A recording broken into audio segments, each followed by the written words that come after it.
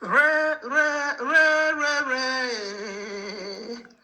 I'm your man for me, re. Eva, where ya have, Oto, where ya have. Re, re, re, re, re. I'm your man for my re.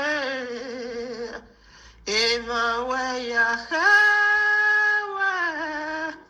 Otagmona Yahawa Launure Laurena Launure Nure Nure Launure Laurena Ọpẹ́ ni máa ké hẹ̀wẹ̀ ọpẹ́ ni máa ké lérùn bẹ́ẹ̀ ni máa ké mọ̀wẹ̀ bẹ́ẹ̀ ni máa ké gòdè Laurena Launure Launure Launure Launure oh Laurena re Omyoma famare iwe yahewa otagbona yahewa re Omyoma famare iwe yahewa idu yahewa Laure, Laurena, Laure, Nure, Nure, Laure, oh Laurena, Laure,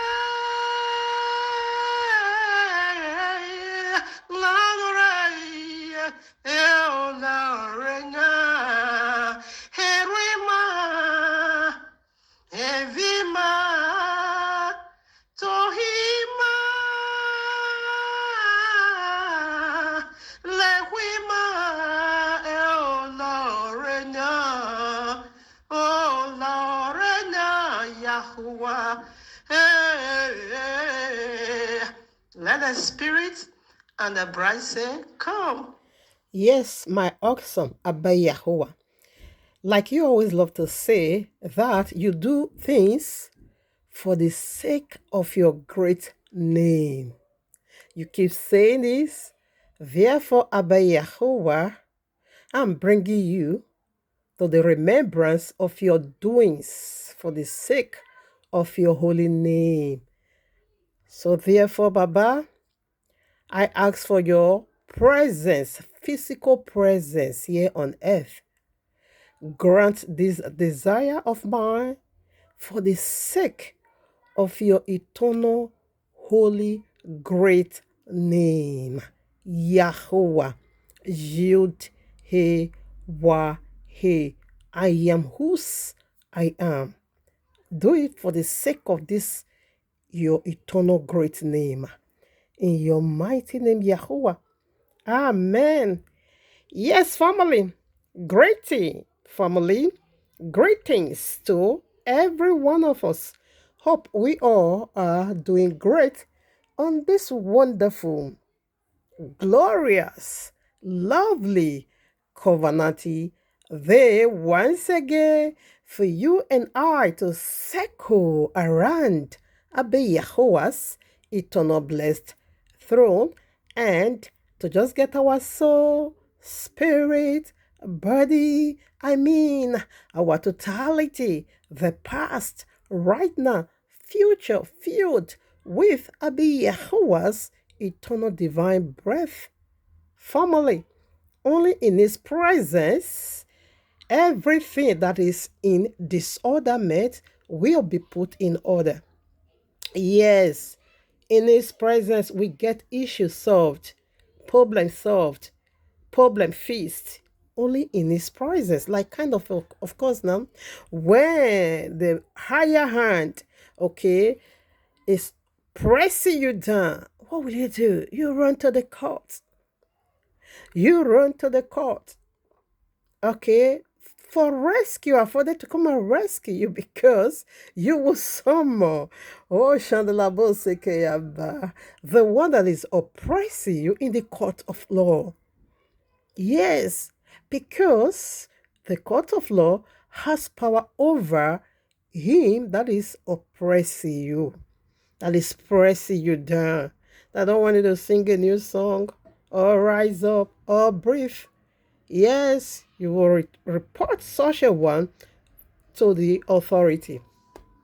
Okay, because not in Nigeria, not in Africa, or rather, let me be talking about Nigeria, where there is no law.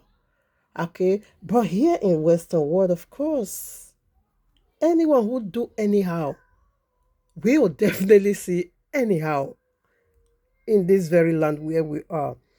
Okay, because they are greater than you and your oppressor. So in like manner, in the presence of Abba Yahuwah, that is where every issues, because Devona, yeah, aka Allah, Jesus Christ, all these holy deities, okay.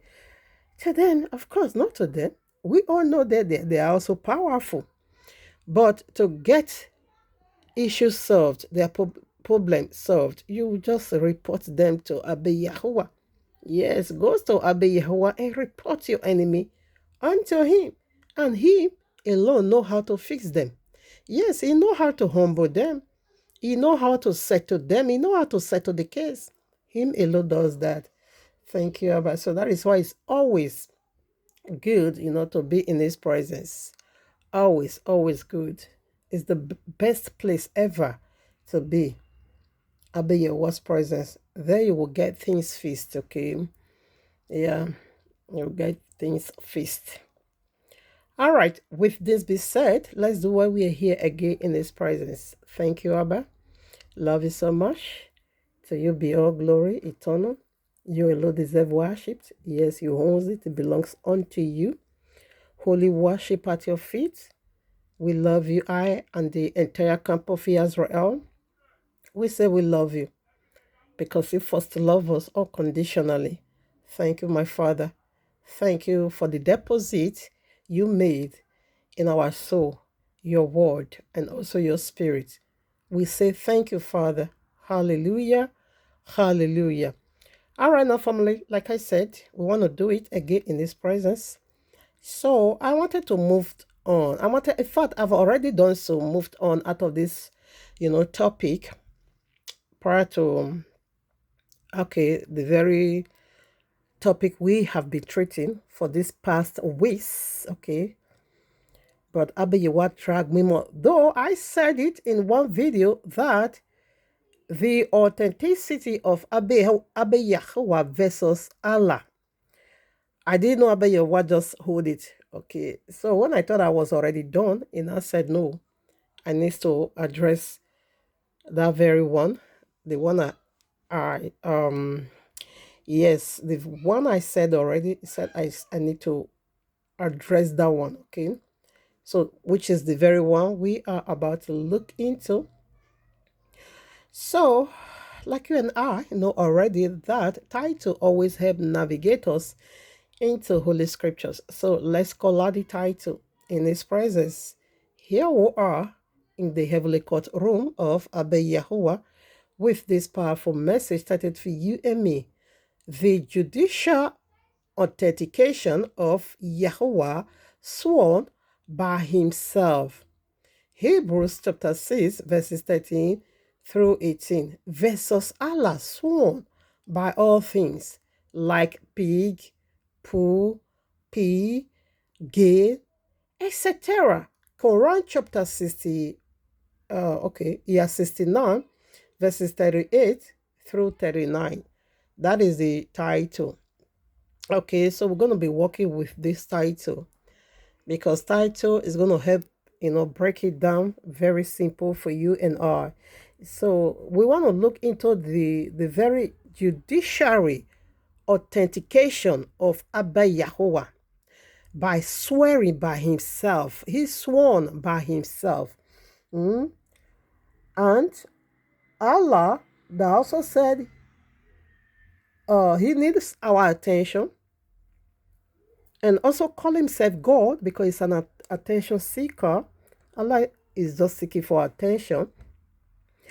That he wants also the whole world, the entire world, to give him our attention. He said he needs it. It's really, really agitating about that very strongly. Okay, we see all his men of war already on the street. So he also did something similar, but in a very different way. Allah also swore, but by you and me, by all things. In Quran chapter 69, verse 638 through 39, Allah swore by everything. By every single thing He swore. Unlike that of Abu Yahuwah. Okay? Because Abu Yahuwah said nobody, nothing absolutely is greater than him. Therefore he swore by himself. He just swore by himself. But Allah could it follow suit and also swear by himself. But rather, he now began to swear by you and me, by created things, by everything. He said by the things we see and also by the things we don't see. So, what was the authentication of Allah? What is it all about? So, I would let you know what this authentication of Allah, what is all about. Why is Allah swearing with every single thing? He used man to swear, he used woman to swear, he used penis to swear, he also used vagina to swear. Everything. He also swore by pig. You see where they are licking the anus of pig. He swore by this. He swore by Kaaba. He swore by all things. Unbelievable. The madness of this deity is heavy. All right, so let's not do it by feelings, but by the royal law's objective, we want to look into this Allah madness, because Allah have a madness, He have a sickness that we need to address. Muslims are not seeing it this very way. I want to look into Allah swearing, but Muslims failed to look into that because there is no way you will look into the kind of swearing authentication of Allah's power, of Allah's doing promises. When you look into it, it's going to be, offending you. It simply makes an offense, including fruits, including time. Why should Allah be swearing by all this? It doesn't make sense. You want to give me the authentication or judiciary authentication of what you promised me. You have to swear by my time. You also swear by my head. Why must you swear by my life? Why must you swear by poo? Because you said both the things we see and the one we don't see. You swear by toilets. You also swear by our menstrual cycle. That filthy thing. You also swore by, toilets or the pool we keep putting in there, by the soccer way, by the gutter. You swear by all these, by pig, by dog, by gay, homosexual, lesbianism, prostitute, bestiality. You just swear by all these, by demons also. Because he swore by everything. Night, day. What is it for? Our gas cooker, our bath, our chair, our bed, including this phone I'm using to record, our laptop, televisions, everything. It's everything we see. Can you name it? Can you really, really, name all? Can you name everything?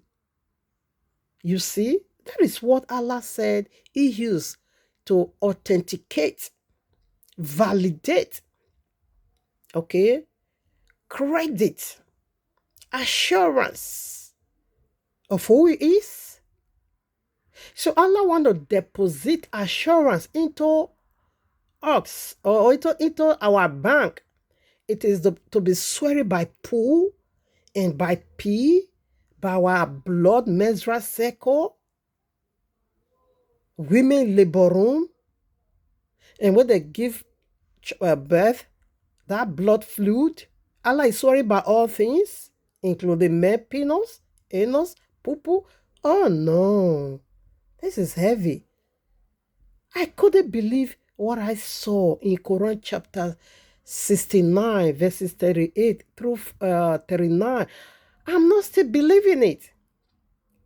Because I couldn't, because I was doubting, maybe this one is not authentic Quran. Therefore, I has to go to the Noble Quran. I went to the Noble Quran. He translated it for me. Noble Quran has to translate. Because I saw it on the Google. I said, maybe this is not.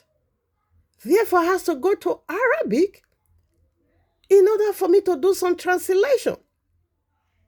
I said, okay, let me pick from the one that can really, just take the one they wrote in Arabic and do the translation. I couldn't. People, what I saw, he baffled, I was blown off. I said, so this is true. Is this really, really true? Okay, I just go to the authentic Quran, type it, and it was just, oh my Abba, I love, my goodness, oh my goodness, what have you done? What have you done to yourself? Anyways, before we look into that, I quickly want to chip this in because that is what we're here today in His presence. So we're going to be taking it both sides. First of all, we'll start with Allah, the noisemaker. We will first of all start with His own. So let me rebroadcast the title. The judicial authentication of Yahweh swore by Himself. Hebrews 6, verses 13 through 18, versus Allah sworn by all things, like pig, poo, pea, gay, etc. Quran chapter 69, verses 38 through 39. That is the title. So first of all, let's start walking our way from this very wonderful holy breath of Abba Yahweh. Yes, we're gonna be. Let's pick it from here. Jeremiah chapter 10, verses 10 and 11. I read, but the Yahweh is the true Yahweh. He is the living Yahweh and an everlasting King. At his wrath, the earth shall tremble, and the nations shall not be able to abide his indignation. Did you get that? And he swore by this, okay? He's not joking. He meant it. When Abba Yahweh said this is what it is, exactly that is what it is. That is exactly what it is. He meant it, eh? He meant it. 11. Thus shall ye say unto them, the gods that have not made the heavens and the earth, even they shall perish from the earth and from under these heavens. Abba said, go and say to all these idol worship, all these demon worshippers, go and tell them that if your God isn't the one that made this very earth, sorry, this same God of yours is going to perish out of this earth and also out of the heavens. I'm going to throw him out. And when he says so, Abba Yahweh also authenticates his judgment, not just his goodness, also his judgment by swearing. He have it both sides. For his good, he authenticates it.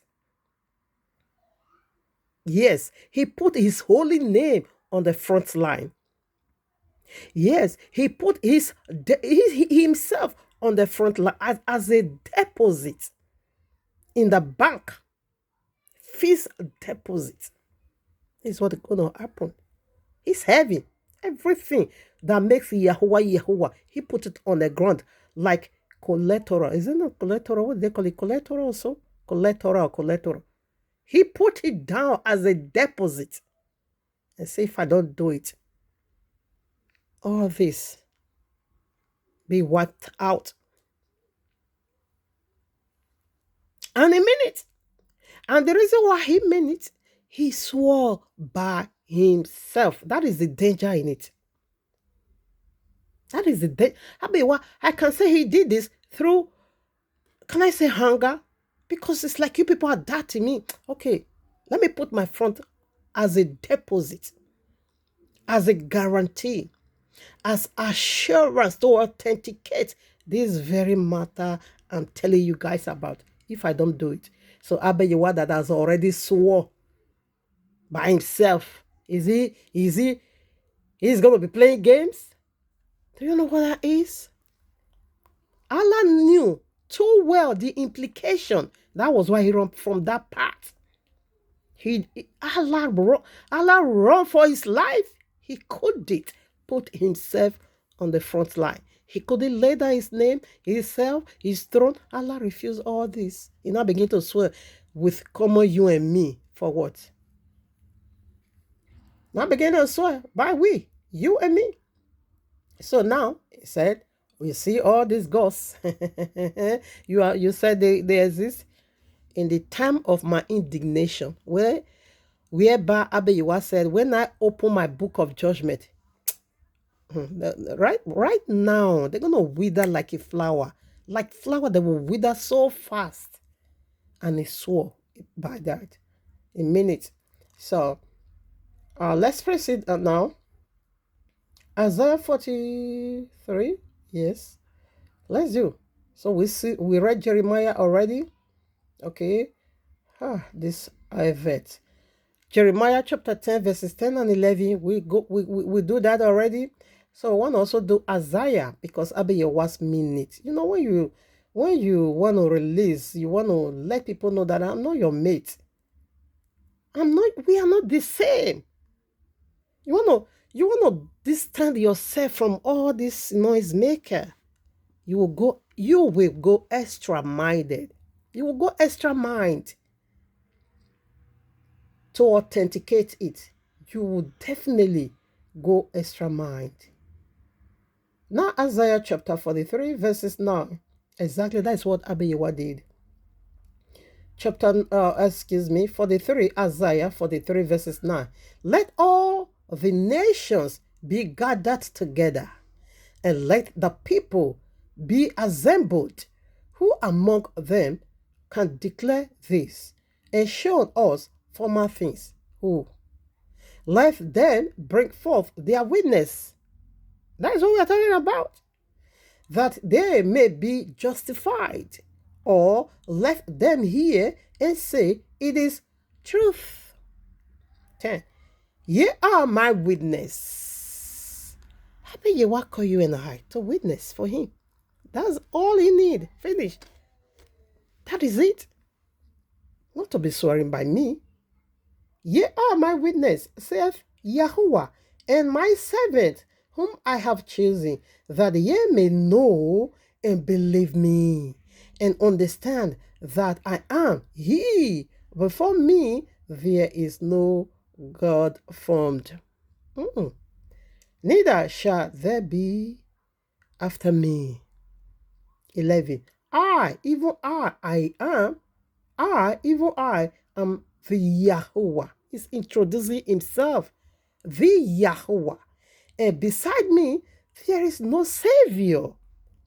12. I have declared and I have saved. He said, I've already saved and I have already done that. This is the Old Testament. Where did he declare and where did he save? That's the area I want to look into.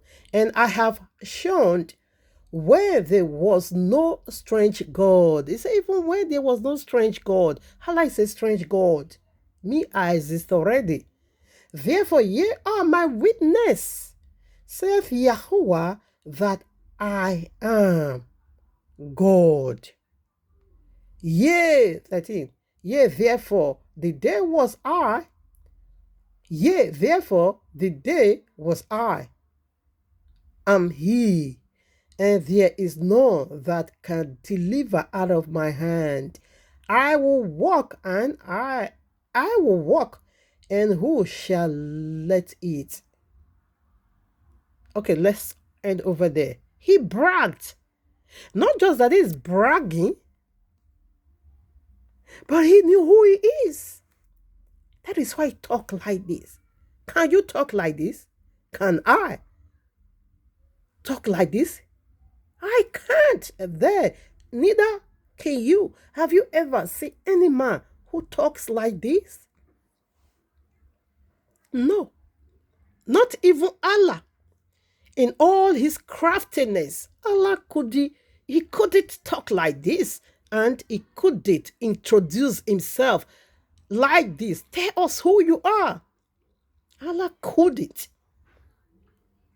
He couldn't. Allah is what I see, or let me call Allah this name, emotional blackmailer. That is who Allah is. He loves blackmailing our emotions. He's playing on our intelligence. Allah is just emotional blackmailer. Yes, that is who this demon is. He works with our emotions.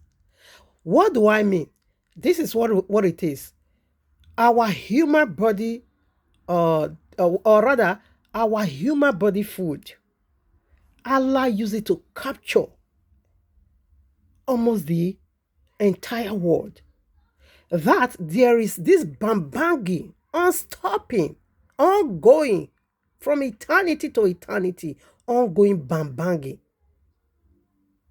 That one man is going to be having 72 vagina.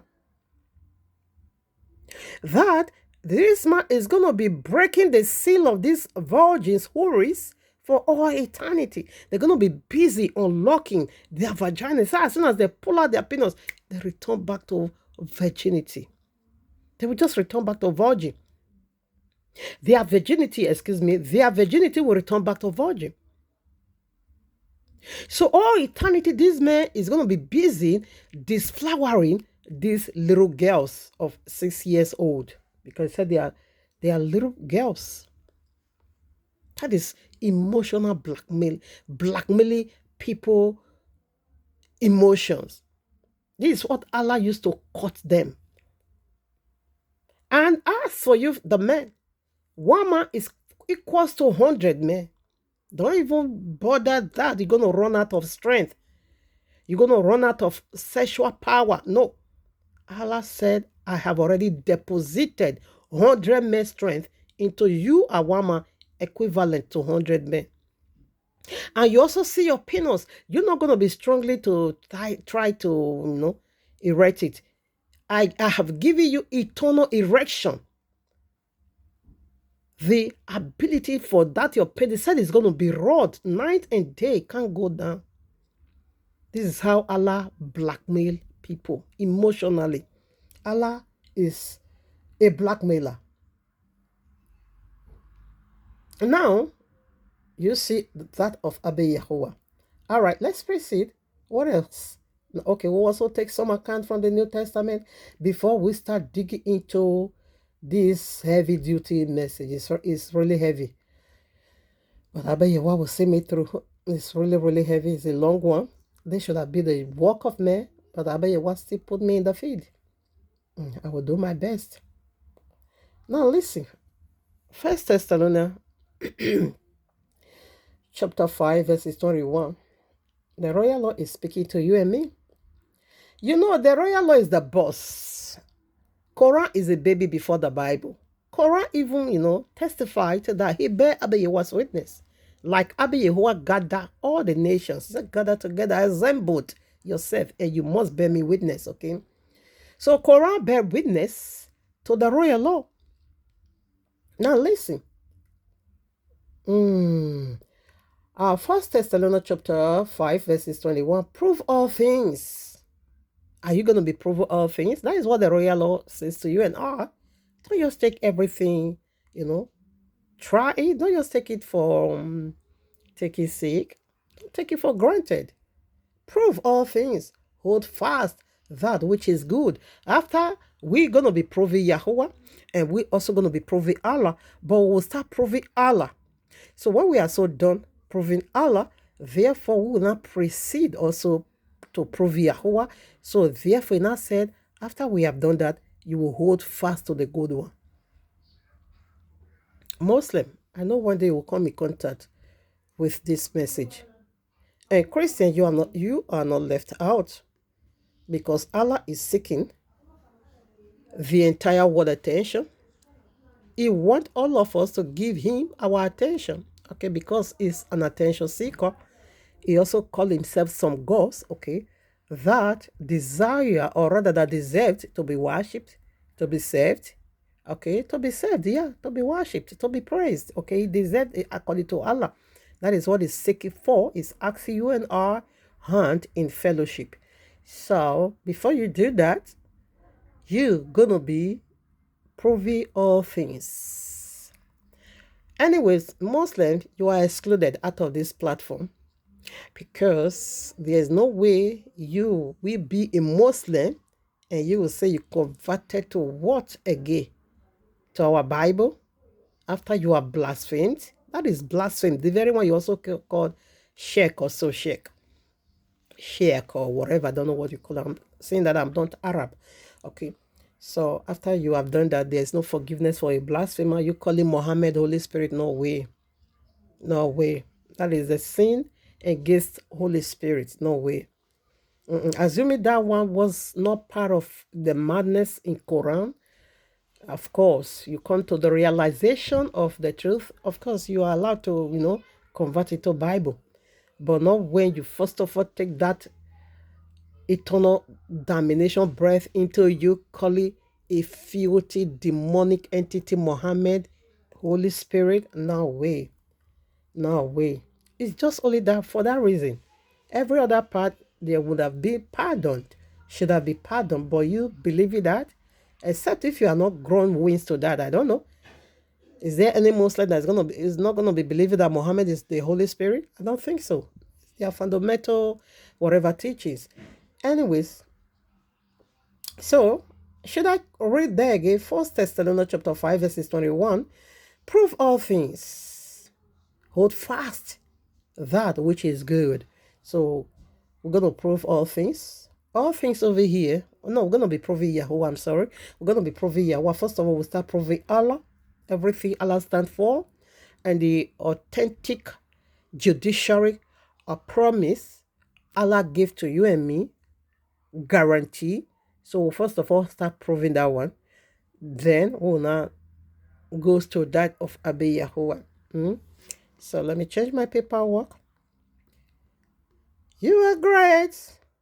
Araba Santa Labu. Imoseke Rabo.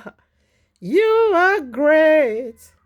You are great, Rabo Sando. Yes, you are great. Oh, we have not yet done. With one for this very talk before we go. I have read Ephesians, 1 Thessalonians chapter 5, 21. So let us also deal now. How did I include it? Yes, one to go. Matthew.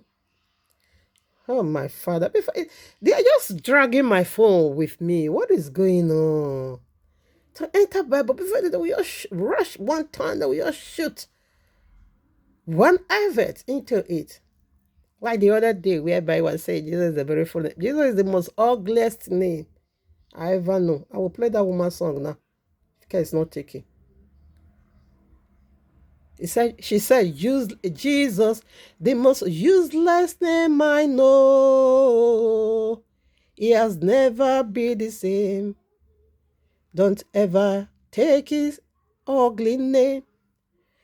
That is the reason we must dump him so. Jesus, the most ugliest name I know, or the most ugly name I know. That song. And she overcomposed. She turned it into Christian heart because it's the most ugly name. Now Matthew 7, is it 7? Yeah. 7, 15 and 16. Where am I? Is it 7? Yeah, correct. Matthew 7, verses 15 and 16. Now listen, beware of false prophets, which come to you in sheep's clothing, but inwardly they are ravening wolves. 16. Ye shall know them by their fruits. Do men gather grapes of thorns, or fig of tails? No, no. He said you will know them by their fruit. Now, like we just read, 1 Thessalonians chapter 5, verses 21 said we should prove all things.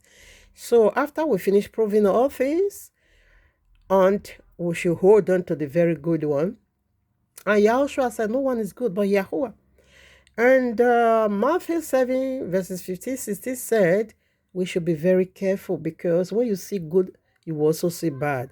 That is to say, everything has a duplicate. God have a duplicate. There is a good God and there is a lying God. Messiah, there is a real Messiah and there is a false Messiah. Like there is a real God and there is false God. There is real Messiah, there is false Messiah. There is real prophet and also there is false prophet. So on and so forth. Okay. So you will see good one, and you also see the false one. That is the imitator. That is a duplicate. Okay.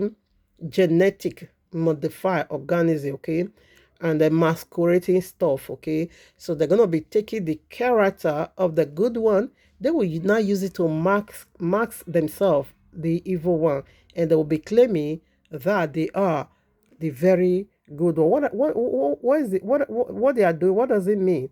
It is to lure you out from the good one and unto themselves. Like I said, Allah is seeking for attention, and the only way He wants to get our attention, it is through this deity or godhood thing. Okay. So, like in the court of law,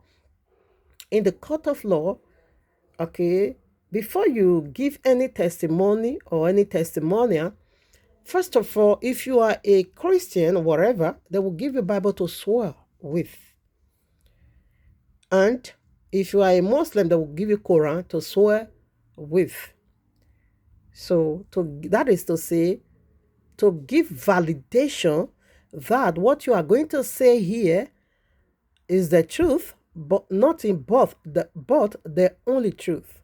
You see, when they're also swearing the government into office, the president precisely into office, in like manner, they also give them whatever. If you are a Muslim or you are a Christian, they give you whatever you believe, the book you believe, and they will use that to swear you in. Okay, swear you in, and you give your your promise. Okay, your pledge. That is the word. You will give your pledge unto them, and after that, they will not say, "Come and swear that you will do exactly what you say." This government, they are all into cursing because they are swearing falsely. All of them, they are into curse, man. Because I see so many of them swore in by Quran or by the royal law, yet they will still lie, they will still, mislead, they will still not do what they said, what they just swore, what they took oath. That is oath. Oath. Still they will not fulfill it. So now, according to where we just read, Matthew 7, verses 15 and 16, and 16 said, we shall know these wolves in sheep clothing, these wolves that has already taken the biblical Messiah's character, biblical Yahuwah's character, and his sayings to mark himself. If Quran, you still remember where we just read one day, I think Quran, where? Is it 16 now or so? Verses whereby he said, if Muslim don't believe the royal law, he said they have nowhere to stand. They don't have no ground at all to stand. What was Allah doing? Allah took the royal law to mask himself. He also took the Yahuwah's appearance to mask himself. That is what we are saying. So, but we will unmask. We're going to unmask Allah now. We want to unmask Allah through the mindset of the royal law. Like I said, 1 Thessalonians 5:21. It says so. It's like so. It's like so that we should prove all things. So in the process of proving all things, that is how we unmask Allah. So first of all, like I said, let's do that of Allah. So before we would do that of Allah, let's see what the king said prior to this very authenticity, to authenticate your legends, Sabi, your swearing, your pledge, your oath. To authenticate it, it is by swearing. So first of all, let's see what the king has to say. Why should the king? Because we want to look into swearing. And I don't want this to hang on your heart and say, but the king said we shouldn't swear by anything. Why did the king said we shouldn't swear at all by anything? Why? That is what I want to look into. Matthew 23, verses 16, I think, through 22. Let's see why Yahushua said we shouldn't swear at all. Thank you, Abba Yahuwah. You are great, Raboseke. Yes, you are great. You are great, Rabosanta Labu.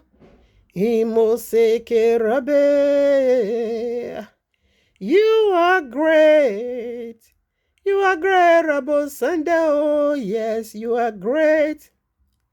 You are great, Rabosanta Labu.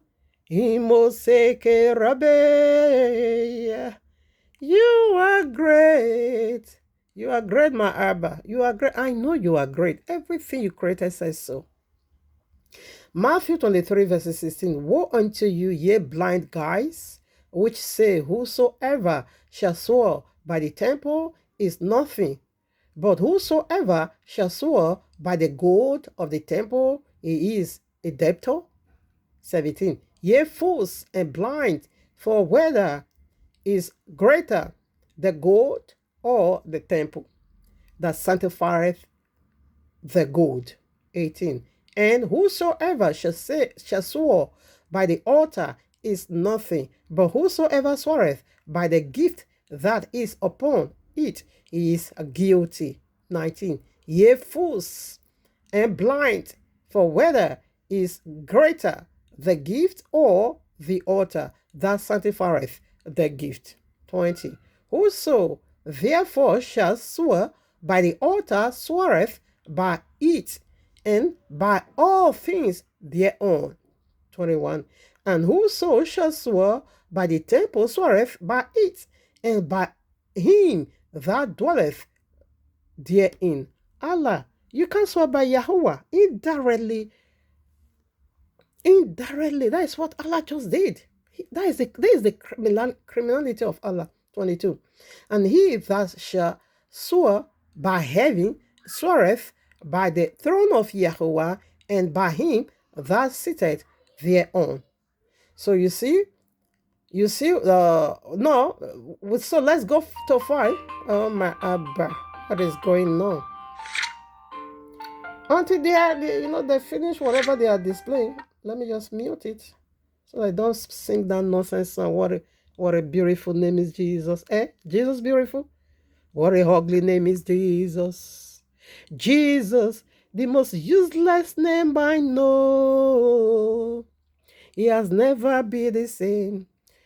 So we must dump his useless name. So let's do it now. They finished their whatever already. Okay, Matthew 5. So Matthew 5 consummated all. Okay, Yahushua just put it like that, but they finished the consummation. Rather, he started looking into, he knew his Pharisees, he knew their hypocrisy. So he first of all started throwing it at them before he now concluded in where we just read, Matthew 23, verses 16 through 22. So now I want to read Matthew again. Matthew 5 will be taken from 33 through 37. Let's see why Yahushua said we shouldn't do it at all. I read again. Ye have heard that it had said, Okay, let me take it again. Ye have heard that it hath been said by them of old time, thou shalt not forswear thyself, but thou, okay, but shalt perform, okay, but shalt perform unto Yahuwah thy oaths. Okay, 34. But I say unto you, swear not at all, neither by heavy, for it is Yahuwah's throne, nor by earth, nor by the earth, for it is his footstool, neither by Jerusalem, for it is the city of the great king. But Allah swore by all this. 36. Neither shalt thou swear by thy head. You don't swear by yourself, but Allah swear by our head. Because thou cannot make one hair white or black. 37. But let your communication be yea, yea, nay, nay, for whatsoever is more, for whatsoever is more than this cometh of evil. So that is the tree of the knowledge of good and evil we want to look into now. Remember, evil is going to mask up himself with good. That is to say, sheep in sheep clothing. But inside, the real thing is wolves. The wolf will tear you apart. Wolves, he will tear you into pieces. But it's not going to counter you as the wolves he is. No, he's going to rather take the cloth, okay, the skin of sheep, and he will mask himself. That is the problem. And that makes it difficult. So, but Yahushua not make it so clear in verses 16 that Matthew 7:16, we will decode, unlocked, unraveled the wolves in sheep clothing through what? Through by their fruits. So let's go and unmask Allah by his fruit. Because say whatever you say more than this, come on now, is from the evil. Evil one is the one swearing by all this, swearing by temple, swearing by city, swearing by stars, by evil one is the one doing that. Now, why do Yahushua tell us not to swear at all? Just let it be yes or no. Why? Because you see the Pharisees where we just came from, Matthew 23, they said you can swear by the gold in the temple. And when you swear by the gold in the temple, and that is when you are trying to convince people to say this testimony you are giving is true. Okay, therefore you need to authenticate it by swearing. So the Pharisees knew too well because their hypocrisy were just too alarming. Okay, so they knew too well what it is to swear by the name of Abba Yahuwah falsely. So they're not abolishing that. Don't swear by Yahuwah, please. But you can swear by the gift in the temple. Because they know that we are lying. They know that they are swearing is to deceive people like Jesus Christ pastor today. Okay, give you false testimony. They know, they knew inside them. They are saying the truth to themselves. So, to deceive the Republican, the people watching you, just swear by the gift in the temple, by the gold in the temple. Just swear by any materials you found in the temple. And that is good. But don't swear by. Let me go there. I want to be sure of what I'm quoting. Matthew 23 on my app. So let's take it again. So that was why Yahushua said, don't even try it. 16 now. Because woe unto you, ye blind guys, which say, whosoever shall swear by the temple is good I come back. It is nothing. By the temple. But there is someone in the temple. But whosoever shall swear by the gold of the temple, he is debtor. Okay, now. So when you swear by the gold, when you swear by the temple itself that accommodate all this, they say it's nothing. But when you not swear by the gold, you see, they not removed the name of Abba Yahuwah from it because they were lying, using their fake swearing to be deceiving the masses. So they were using it to deceive the masses, the people. Okay, to say, you see me, I'm swearing now. So, which means what I'm saying is truth. My testimony is truth. Yeah, that's validated. Yes, that is no. Yahshua said, just stop that nonsense, because you are not swearing in righteousness. You are just doing your swearing to deceive people. You know, it's not true. It's not true at all. So that was why he said, don't just do it. Just forget about it. So, what are we saying? This is the kind of swearing Yahushua said we should swear. The swearing of Allah is just too much. So let's do it now. let's like I said, we'll start with the opponent. Let's do the curses of Allah, rather the swearing. That is the authenticity, the authentication of Allah's swearing. So we'll do that. After that, we will now begin to look into it, because Abaya was, like you know already, I'm into fasting. My throat is dried. Yes, and I love it. So, Quran chapter, see madness everywhere. Quran chapter 43 verses 2. I swore by the book that makes things clear. He swore by the books. Is it plural? No, singular. By the book that makes things clear. He swore. Let's proceed. Quran chapter 50 verses 1. I swore by the glorious Quran. By book. Quran chapter 15 verses 72. Verily, by thy life, O prophet, in their whatever, he also swore by the life of the prophet. He said, oh, prophet, by thy life.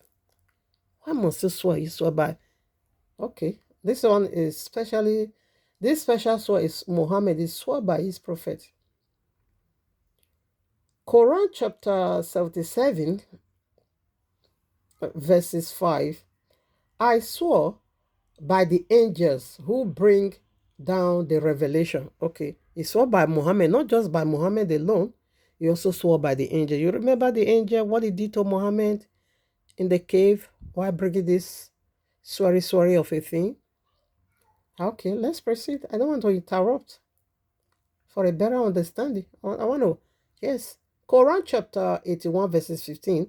I swore by the stars. Quran chapter 85 verses 1. I swore by the mansions of the stars. And the mansions of the stars. Anyways, Quran chapter 56 verses 75. Oh, my father. Allah is just sorry about our nonsense. But this should have been offended somebody. This should have been offense, okay? It should have been offense. Should have been offended somebody. Okay, Quran chapter 56 verses 75. I swore by the falling of stars. Do you know the falling of stars? Please check out Revelation chapter 9. You're going to see falling of star over there. And Revelation chapter, is it chapter 10 or chapter 8? You will see another falling stars over there. Allah said he swore by them. Ha! Ha! Unbelievable. Quran chapter 91 verses 1.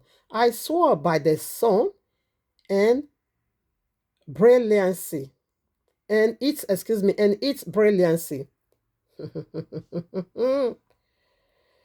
Oh, Shandalabo Sekiyaba. All right, let's proceed. Quran chapter 74, verses 32. I swore by the moon. Quran chapter 98, verses 1. I swear by the daybreak. By break of the day. Quran chapter 84, verses 16. I swore by the sunset readiness. Redness. Yeah, redness. Redness, excuse me. I swore by the sunset redness. That is Quran 84, verses 16. Another Quran 92, or Surah Quran 92, verses 1. I saw by the night when it draws a vein. Okay, the night also have a vein. Allah also swore by that. Quran chapter 86, verses 1. I swore by the rain giving heavens. Really? Really? Quran chapter 51, verses 1. I swore by the wind that scatters far and wide. Quran chapter 90, verses 1. I swore by this city. He swore by this great city of the king, but the king said you shouldn't do that. No. Quran chapter 58, verses 1. I swore by the pen. Including the pen we used to write. You see, writing all this. Quran, Allah also swore by that. This is serious. This indeed is mental illness. Allah is sick. What is this revealing unto you? What is this saying unto you? Is it not a saying of a madman, a man who indeed lost his sanity?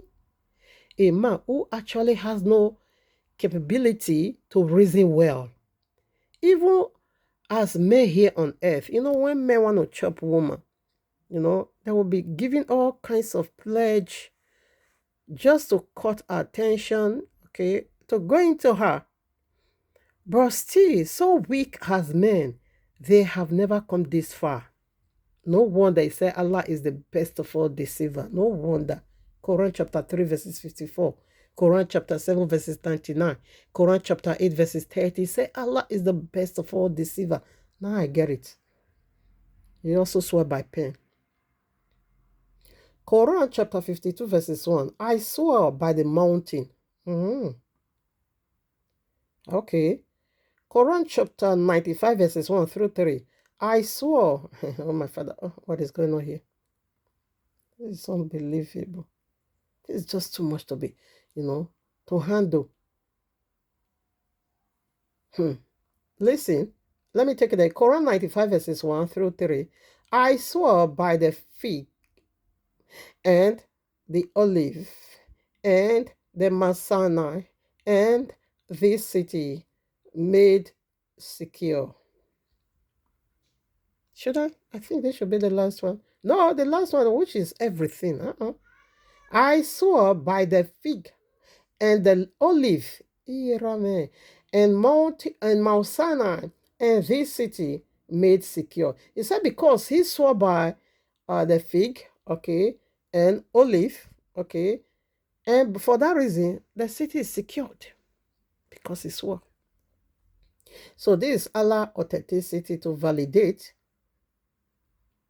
the Quakers in paradise promise. Now listen, Quran chapter 69, verses 38 through 39. Okay, I swore, but that which you see, and that which you do not see.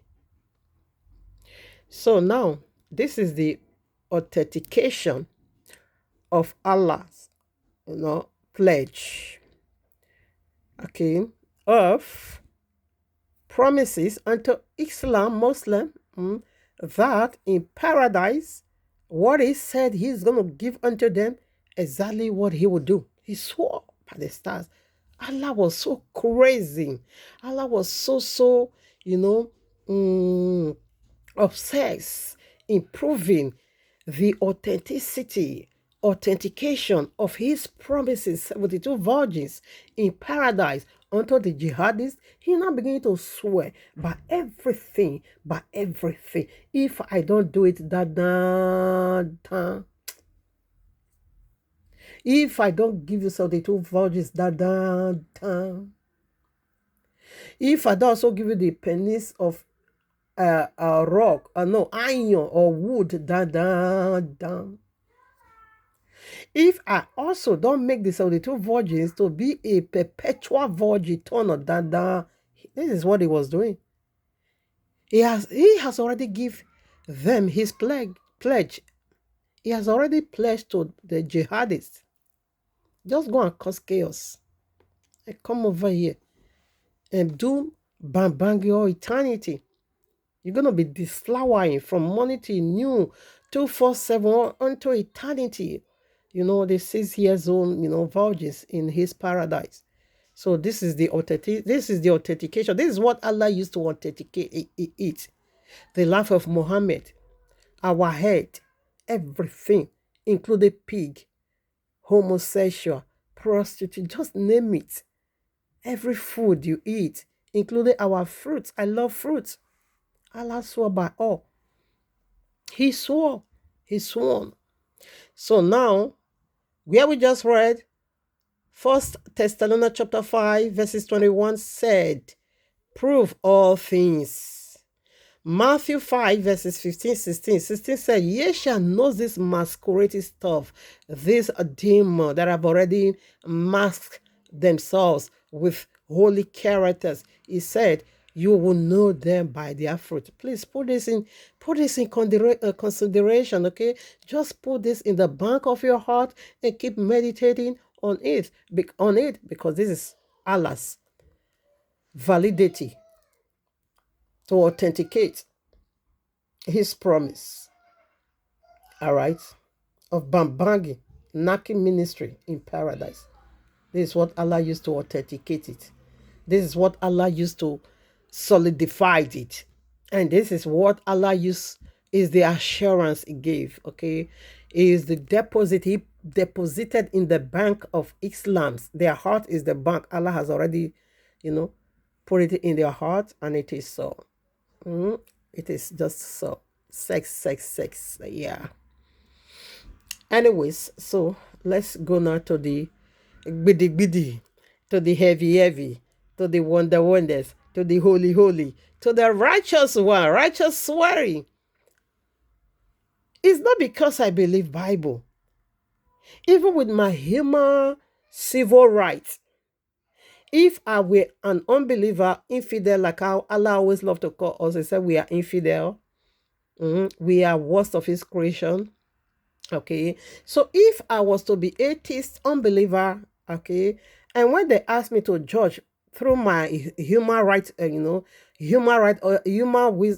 my civil right, through my civil right, wisdom, I will read both. I will go for the Bible. I will definitely go for the judiciary authentication of Abiy, like that of Allah, is illegal. It is simply illegal. It is not legal. There is nothing at all judiciary or judicial over there. It is full of emotional blackmailing, seduction. Yes, this is the other word, seduction. You are just seducing our heart. Yeah, for carnality. You want to buy our attention through nacky stuff in your paradise. You are absolute mad. And mother died. I don't need you to put me into virgin for 100 men to be knocking me. No, I don't want that stuff. I don't want that nonsense. I just want my father. So right now, people, let's go do that of Abiy Yahuwah. I think what was it? Yes, I'm done with this. Now we'll start working our way, which is the foundational scripture. Hebrews chapter what was that? Okay, yeah, it's good. It's all good. It's all good. My Albert. I wanted to do first of all. So does that mean they put it here? Where did I put it there? So first of all, we're gonna look into. First of all, let's go to Isaiah. I should have been putting it here. That'd be one main business. Okay. All right now, no problem. Let's just go to Isaiah. No time to waste. Let me change this paperwork. You have the power to give how many strength? 1 man equals to 100 men. Only for Bambangi. The way these people is throwing their adverts these days is so unbelievable. It's like they are dragging my phone with me. All right. So Isaiah chapter, what was there? Oh my Abba. Rather Jeremiah, not Isaiah. Jeremiah 34. Jeremiah 34. Mm-hmm. Jeremiah 34. Hey, my Abba, what am I doing? I'm a bit confused. What's going on here? Jeremiah 34 was it? Okay, no, not here. Oh my Abba. Anyways, let me put myself together. Thunder, fire you, Allah. Just distracting me over here. The scripture was actually there, but anyways, let's take this very scripture. Isaiah 45, like I said, that of Abiyawa comes in two dimensions in both sides. Is a double-edged sword. Abiyawa sword in two different dimensions. In this judgment, okay, he swore, if I'm not ready, if I'm not going to be sending all lawbreakers into fire, he swore. And that makes it serious. And again, then there is also going to be inherit salvation. If he also swore, if I will not bring you into heavy eternal peace, he also swore. So in both, it's double-edged sword. It will cut some free and it will cut some into destruction. But I didn't see that authenticity in Allah's own.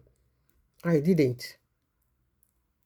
I didn't at all. So first of all, we'll look at here. Isaiah 45, verses 23. I have sworn by myself. The word is gone out of my mouth in righteousness and shall not return. That unto me every knee shall bow, every tongue shall confess. So this is where that saying came from in Philippians chapter 2, verses 9 through 11. This is where it came from, okay? This is where they quote from. Okay, so now Abeba said, I swore by myself. Every word. Are you not afraid of such a deity? Every word, because Abeba was want to let you know that I mean business. I'm not joking. This is not a child's playing. This is a very serious matter. I swore by myself that every word that goes out of my mouth has already come out in righteousness. It cannot come unto me until he accomplish all. Every knee will bow. Tongue will confess. That's it. Yeah, exactly. Let's go now to Jeremiah. Is it Jeremiah? And let's see the dangerous swearing. 44. You can read it all. Jeremiah 44. Just go through all. Read it all. They provoked Abba Yahuwah to that extent. Abba Yahuwah said, I swear by my great name that I will put you all into fire. You lawbreakers. Just read it. Jeremiah 44. And the word that came to Jeremiah concerning all Yahudims which dwell in the land of Egypt, because they take this rebelliousness from Egypt. Who again? Who makes them to rebel? Allah. Allah, because Allah vow also within his heart and say, I will not go to fire alone. I want to take as much as I can. Yeah, that is why it's blindfolded a lot of people not to see his hiding place. He said, who dwells in the land of Egypt? This we are going on in the land of Egypt. This was what they were doing in the land of Egypt. Howbeit I send unto you all my servants, the prophet rising early and Sunday. Okay, all right. So what were they doing? They were worshiping Vagina, the queen of heaven. The stars of is the stars of reference? No, queen of heaven, woman. They were worshiping woman Vagina. The very one Muslim is leaking today in Mecca. This is what our people was also subject to when they were in the land of Egypt. This is what they were doing. They said no, they will not stop burning incense to the Queen of Heaven.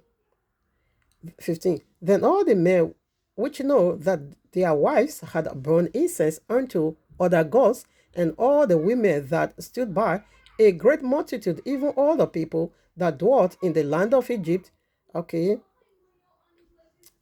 parts whatever, answered Jeremiah saying, as for the word that thou hast spoken unto us in the name of Yahuwah, we will not hearken unto thee. No, we're not going to be doing that of Yahuwah 17. But we will continually to do whatsoever thing goeth forth out of our own mouth.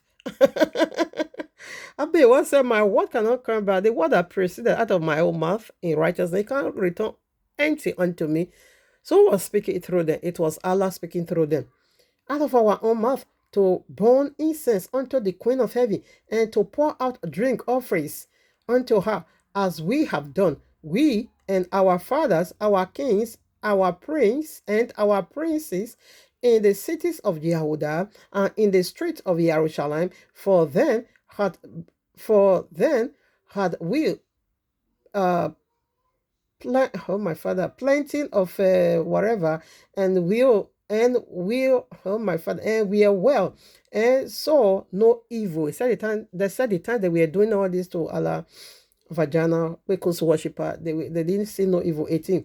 But since we left off to burn incense to the Queen of Heaven and to pour out drink offerings unto her, we have wanted all things and have been consumed by the sword and by the famine. And when we burned incense to the Queen of Heaven and poured out drink offerings unto her, did we make her cakes to worship her and pour out drink offerings unto her without our men? So the women were the one worshiping, so the men were now. So this was how grievous their wickedness was. So now Abba, you want to let them know what it is. So your own mouth has declared yours, mine also. So what were the verse? 25 also.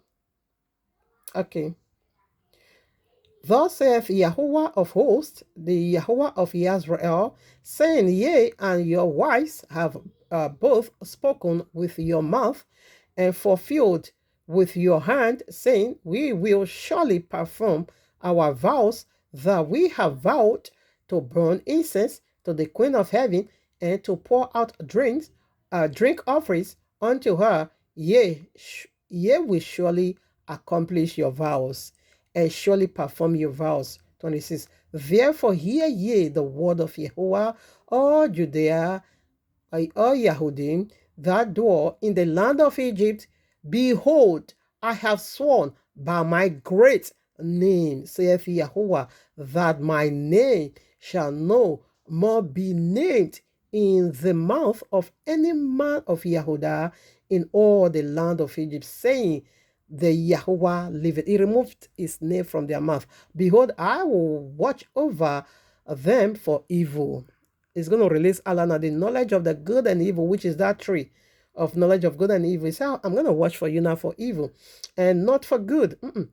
And all the men of Yehudah that are in the land of Egypt shall be consumed by the sword, by the famine, until there be an end of them. I want to utterly wipe them out. Why? Because you see, he swore by his name, and that makes it serious. Okay, so whenever you say you're not gonna stop worshiping Liki Pekus. I don't know if Muslim can stop because they blaspheme. They say Muhammad is the Holy Spirit. That is a strong one. Okay, you said, okay, now see, who has this woman's glory? What religion has this woman's glory? It is Islam again. Islam carry very heavy in their hearts. Women reward, that is vaginal reward unto them. They carry so heavy. Yes, they carry because of the way Allah infused it in their heart. Allah just used it to confuse their heart. And they carry so big. So that is why all this error, this very, very huge error of Allah, that this is a saying of a madman. That is why they are not saying it. Even though it's so broad, so broad. But yeah, they are not saying it. They are being blindfolded by Allah. Vajana reward, quikus. So now, we see the ugly part of it. This, you can find the Revelation 20 from verses 10 through 15. You're going to see the link of fire over there. Revelation 21 verses 8, you also see it over there. He swore that he's going to put people into fire. He's going to throw people in fire. And he mean it and he will do it. So right now, let's go to the good part, the salvation part. This one is long, okay? This is where we want to take our seats. This is the foundational scriptures. Scripture, Hebrews chapter 6. Chapter 6 will take from verses 13 through 18, and they will not go to where this course is. Rather, is a course, but you will have mercy of me. This vow we have been taken from. Hebrews chapter 6, verses 13. For when Yahuwah made promise to Abraham, because he could swear by no greater, he swore by himself. He could. How cannot be sorry by stars, by moon, by sun, setting of it, wind, and mountain, and cities, and everything you see? No. Those are less.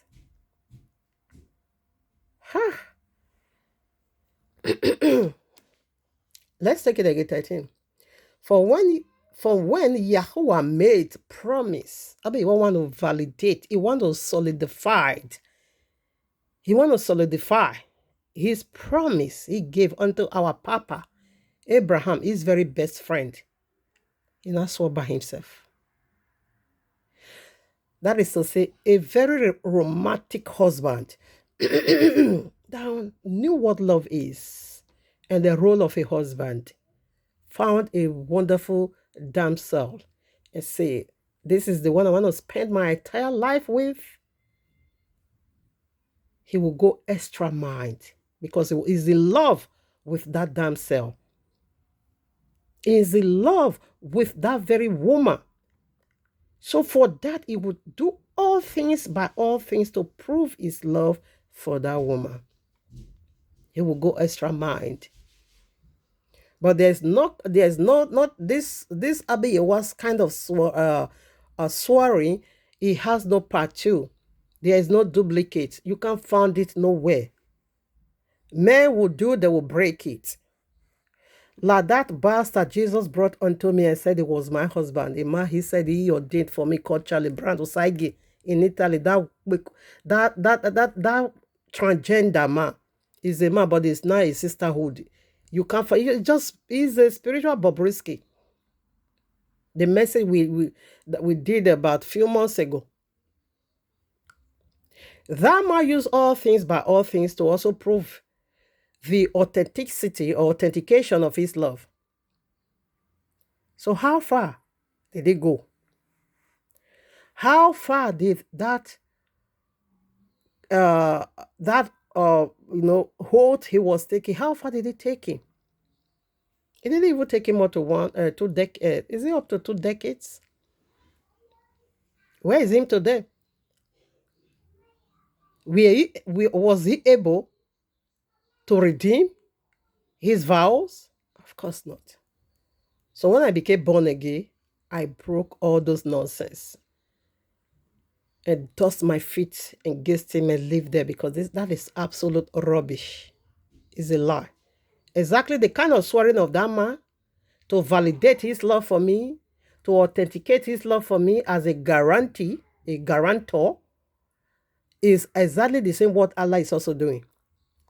And that was why Yahushua said we shouldn't swear at all. Because you are swearing hypocrisy. You know you can't, you know you are lying. You know you are just a man. You can change tomorrow. So this kind of Abiy was on. It belongs to him and to him alone. That is why Allah couldn't dare come to imitate this part. He runs for his life because he knows it's heavy. Hebrews chapter 6, 13. For when Yahuwah made a promise, or rather, for when Yahuwah made promise to Abraham, because he could swear by no greater, he swore by himself. He's not going to be swearing by the things he also created. They are less before him. He can't also swear by Abraham. Abraham is also less before him. Therefore, he not swear by himself. Listen to 14. Surely, saying, surely blessing, I will bless thee. Multiplying, I will multiply thee. So this is the authenticity. This is the, okay, authentication of our blessing. It is secured. 15. And so, after he had patiently endured, he obtained the promise. 16. For men verily swore by the greater, and an oath for a confirmation is to made an end of all strife. You know, like okay, I will be using this filthy match LeBron to illustrate here. I'm a mother of four, and then he had no child. Okay, when he now said he want to marry me, and I said, how can this be? Benin man, I beg. You know, I wasn't giving him that close attention. I just want to do and go my way. Okay. So until Jesus Babalawo begin to prophesy, Charlie Brown prophesy, I come abroad, Jesus Christ, Pastor, all they were all prophesying one thing. Okay, that Jesus said this is the husband he has already bestowed upon himself, not me. Okay. So afterwards, Charlie Brown said, what do you want me to do? How do you want me to prove it to you? I said, I love you. I said, you are my wife. I said, I will marry you. Okay, what do you want me to do? By then, okay, we were in one secret court called Asigide. Okay. Therefore, Charlie Brown went to go and take hold over there for me that if he ever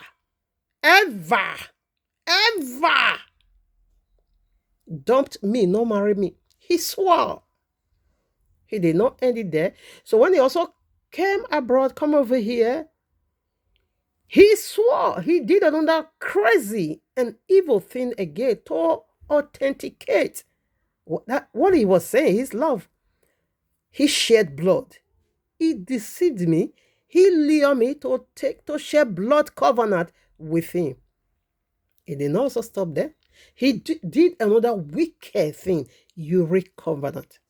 So what was he doing? He was validating and authenticating his love. That this oneness is forever until death do us part. So where is Charlie Brown today? Where is he?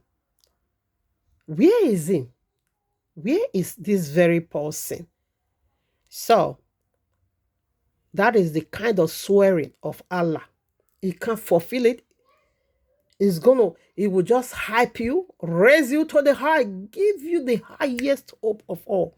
You're gonna fall from that, mountain Allah raised you to. You will fall from there because he can't fulfill it. Just like Charlie Brown could it. Like Jesus could it. But Yahweh would definitely fulfill it. So of course he has already done it. Men swear by, he said to end all this strife. So Charlie Brown want to put stop to my doubts. He want to get rid of that, double mind of mine. I have 4 children. Maybe this guy is going to use me. Afterwards he will run away. He will dump me. It's because he just came abroad or because he want to come abroad. That is the reason why he's giving me all this validation, all this, authentication. When he gets to abroad, he's going to abandon me. Or when he also came abroad, okay, now, when he make money, he's going to abandon me. He said for him to stop all this doubt and argument in my heart, he not go extra minded. He go extra mind. He said, to end all strife, all doubt, all quarreling, all argument, and say, you can't do it. You cannot multiply me. You cannot end that doubt. Papa Abraham doubt. But Abi was said, okay, let me take 16 again. For men verily swore by the greater, and an oath for confirmation is to them an end of all strife. So when we say guarantee, it's okay. You have already said, okay, now it's true. 17. Wherein Yahweh willing more abundantly to show unto the hands of promise the immutability of his counsel, confirmed it by an oath. 18. That by 2 immutable things in which it was impossible for Yahweh to lie, we might have a strong consolation who have fled for refuge to lay hold upon the hope set before us. This is the hope people said before you and me. The hope came from Papa Abraham. So let's go there. And what Abiwa did over there is so alarming that he can go this extra mile, you know, improving. Oh, my father, Everett, jump in. His promises he can do this, can actually do this. Oh, what is going on here? So that one really, really humbles me to see that Abiwa have to swear. Is Yahweh, isn't it? Is Almighty, isn't it? No power. He is the greatest eternal power. No power in heaven on earth higher than Yahweh. No way. Okay? Yahweh is the highest power that has ever been and that will be. Is the highest. He's not running no race. Like I love saying, or like I keep saying, Abba Yahweh is just too organized to be disorganized. You see how he organized everything? What is this children saying? Is this child, is this son of my adopting me? Okay, let me go into covenant. Think I'm joking. I mean business. Rich men, when they are throwing money, when they are spending money, they do it with all their might, okay? Because they know the one they are, spraying out there is just a peanut compared to the one in the fixed deposit. Let me just do this. So, the judiciary or judicial authentication of Abba Yahweh sworn by himself, like kind of in the court of law. I swore by the truth, nothing but the truth. That is what it is. Judicial swearing. That is what it means. To authenticate it, it was a oath. Swore and oath. It solidify it. So that is what we want to look into now. So let's do. I'm gonna do Genesis 15. So this Genesis 15, I will just talk in summary chapter 14 because everything begins or began in chapter 14. But in summary, I'm not going to be reading anything that has to do with chapter 14. I will just do chapter 15, verses 1. After these things, the word, after what? After Genesis 14, okay? After what happened, transpired in Genesis 14, therefore, Abba Yawana entered into eternal covenant with our Papa Abraham, whom he also called his friend. Okay. Should I be reading any part here? Okay, let's go to 15. After these things, the word of Yahweh came unto Abram in a vision, saying, Fear not, Abram, I am thy shield and the exceedingly great reward. But we should have been reading some certain part in chapter 14 in order to get the clarity. But you can also help me to do just that, okay? Because here, what Abiyawa brings about this very strong, this one is a very strong oblation, strong covenant, okay? When, men of Sodom, okay, Sodom, it was about 4 kings, 4 nations, or 4 countries joined forces together, okay, to seize Lot, Abraham's. Oh, my father, let's see if I will be able to do some reading over there. All right, so let's do 21. That is Genesis 14 verses 21. And the king in summary, okay, and the king of Sodom said unto Abram, Give me the persons and take the goods to thyself. And Abraham said to the king of Sodom, I have lifted up my hand unto Yahweh, the most high Yahweh, the possession of heaven and earth, that I will not take from that I will not take from a thread even to a whatever, and that I will not take anything that is thine, lest thou shouldest say, I have made Abram rich. Surely, okay, now what was going on here after the war? You can read it, you will see it was a serious battle. that they seized the men of Sodom. Lot was there, Lot and his household and all his servants, children, wife, everybody. So Papa Abraham now went into battle and recovered Lot and everything that pertaineth unto his brother Lot. He brought it back. Okay, afterwards, the king of Sodom now came and said that Papa Abraham should give him the pulses. He says, he should give them, he should give unto him what he just restored back from the war. And he said Abraham should keep the possession. That is the goods. You can take the goods, give me the people. The people will also rescue. You want us to give it back unto you? Papa Abraham said, no way.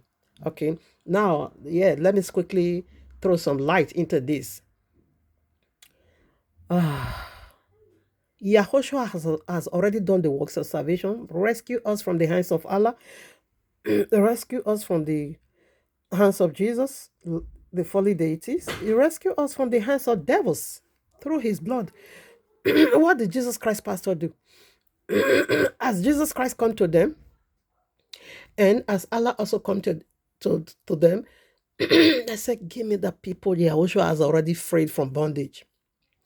The people Yahushua has already died for. He set them free from slavery. Then Jesus Christ, now the devil, Jesus is devil, okay? He now goes to all these men on the street called pastors. He now told them, there is a reward for you, prosperity for you, 5 private jets. But you see, these people block their knowledge of salvation, block their knowledge of understanding, no redemption for them. Give them me, and you take the words. But you see, these persons, give them to me, and you take exchange. That is what you are seeing today in the Christian exchange. Christian is, leading our people into slavery, spiritual, serious bondage, spiritually, serious bondage. That is what they are, leading our people into spiritual bondage that will lead them into eternal damnation for exchange of wealth. Because they want to be rich. Papa Abraham said, no way. Why should I do that? Is tomorrow going to be saying, you make me rich? No. I have already lifted up my hand to Yahweh. He rejected that reward and said, no way. This one, they are saved already. I don't need anything absolutely for exchange. I don't do that. But Christian is doing it. Christian pastors. They exchange our people for private jets. Now listen, 15. So that was why Abeyewa come into covenant for you to rescue these people. And with that huge reward, you rejected it. Oh no, you are qualified to be a leader. I will give you this earth. You are qualified. Case closed. Now listen. Genesis 51. Genesis chapter 50 verses 1. After these things, that was why this passage said after the Genesis 14. After these things, the word of Yahweh came unto Abram in a vision, saying, because you just passed the test. You didn't give back the people you have already rescued from the land of slavery. Nah, you didn't handle them back for exchange of worldly things. For that reason, Abeyewa came. Let me take it again. After these things, the word of Yahweh came unto Abram in a vision, saying, fear not, Abram, I am thy shade, and thy exceedingly great reward, not just small one. You see, the one they wanted to use to seduce you, that one is filth. Remember, in that same Genesis 40, Yahushua was there. Melchizedek, king of righteousness. Melchizedek is Yahushua in flesh. Yahushua once walked this earth in flesh, bodily form, without no father. See Hebrews chapter 7, you're going to see it over there, and without no mother. He came on earth, he appears, he might not begin to do the works. So he was the one blessed Abraham.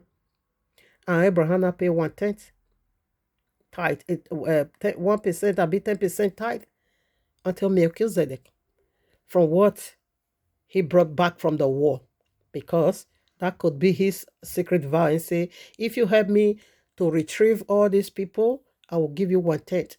And it was so. Okay. So that was what Abeiwa said. Shade. He said, yes, I'm your shade. That one could be that. Don't worry, I will protect you. Don't be afraid, okay?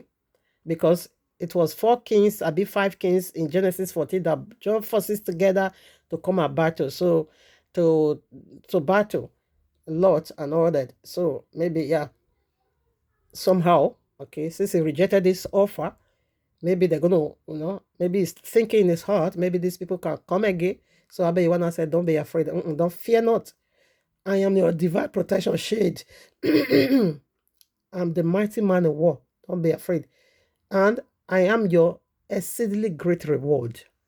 Note there, that is powerful. So from there, all the blessings came. So after 2, now Abeiwana said, okay, so you're going to reward me exceedingly. Therefore, Papa Abraham asked Abeiwa, what are you keep talking about this earthly possession. You're going to give me, but you are blessed me. But I don't have a child. I'm lacking in this area that is so important. The very child that is going to carry my legacy. The very child that is going to be inheriting all these, early possessions you keep promising me. You keep talking about early possession, but what about the child that is going to inherit it after me? Because this is the one that is going to carry my legacy, the family legacy, my representative, my PA, my spokesman. You did not give unto me. And I'm lacking in that area. And I need a child. Abraham was so wealthy, but no child. He was lacking in that area. So, are you not saying all these promises of giving me the entire earth is going to be for Eliezer from Damascus, my servant? I bet you want to say no, but your own child. So let's pick it up from 7. And he said unto, but Abeiwana said, no, your own child. So now let's pick it from there. And he said unto him, I am Yahuwah that brought thee out of whatever Chaldeans to give thee this land to inherit. Okay, 8.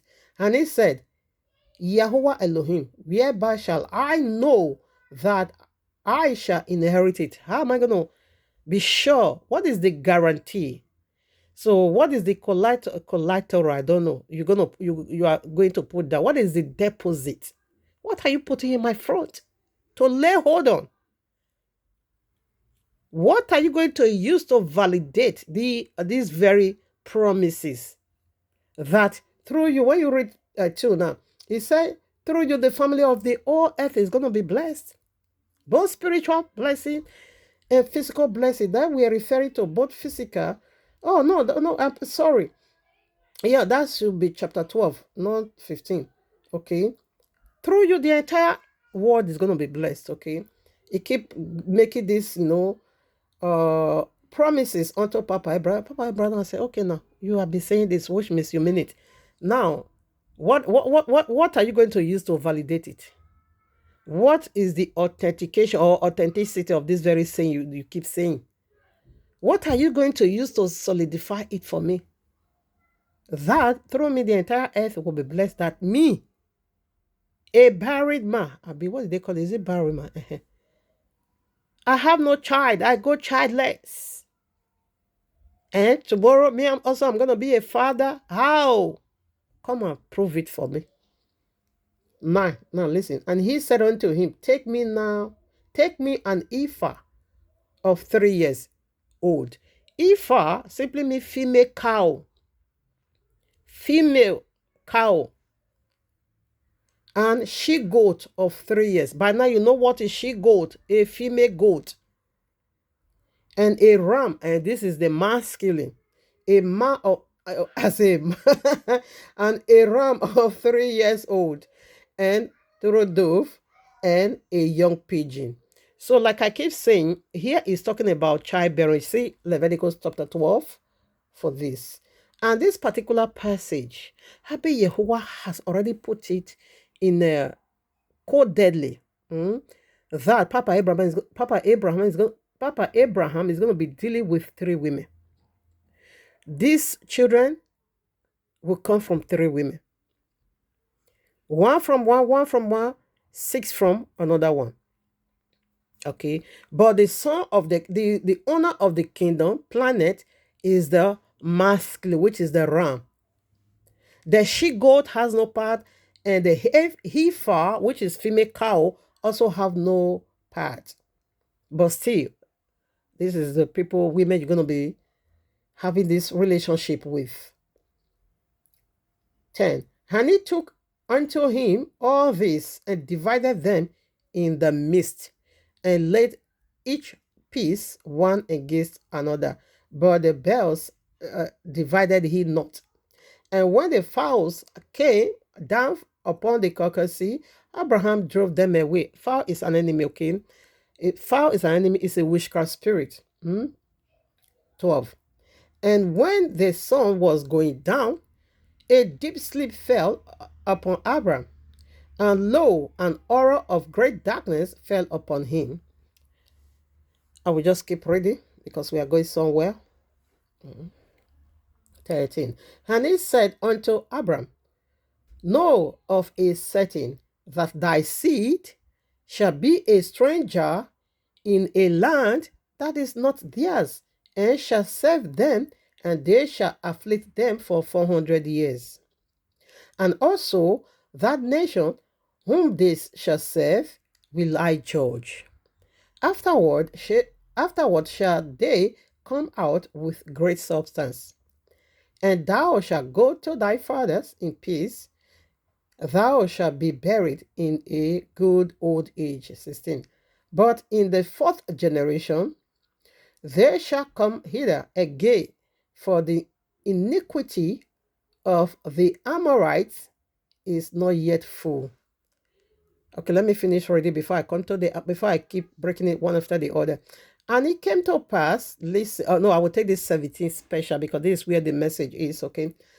Now, who is Amorites?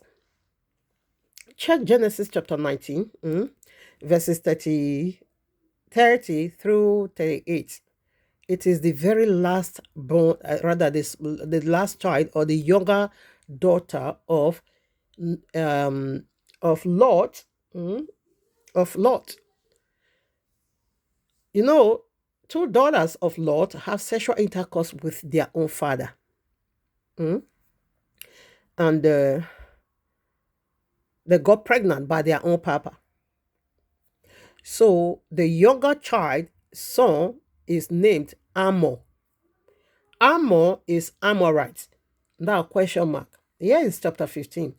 And that child came in chapter 19. So what happened? Because Amorite here has already existed, occupied the land of Israel, Canaan. See Leviticus chapter 18 and see what they were doing in Canaan, what was going on over there. It was father having sexual intercourse with their daughter. It is the son having sexual intercourse with their mother. It was that nonsense going on. That was just going on in the land of Canaan. Okay. So, question, let's come back again. Why? Here is chapter 15. And Amorite has already been in existence. Now, why should that son's name also be called Amorite? Yes, the reason why it was that it is the son, it is the seed. It might be physical seed of Lot, but the seed came from here. That spirit came from here. And this Amorite is also against spiritual Egypt. Because in the land where we're going to be enslaved, it is the land of Egypt. And that wizard or that fowl that flew wanted to take a part from that covenant. Not wanted, he still did it. It is Allah itself. It is Allah himself. I'm sorry, that's what I wanted to say, himself, not itself. It is Allah himself. He shows up right away.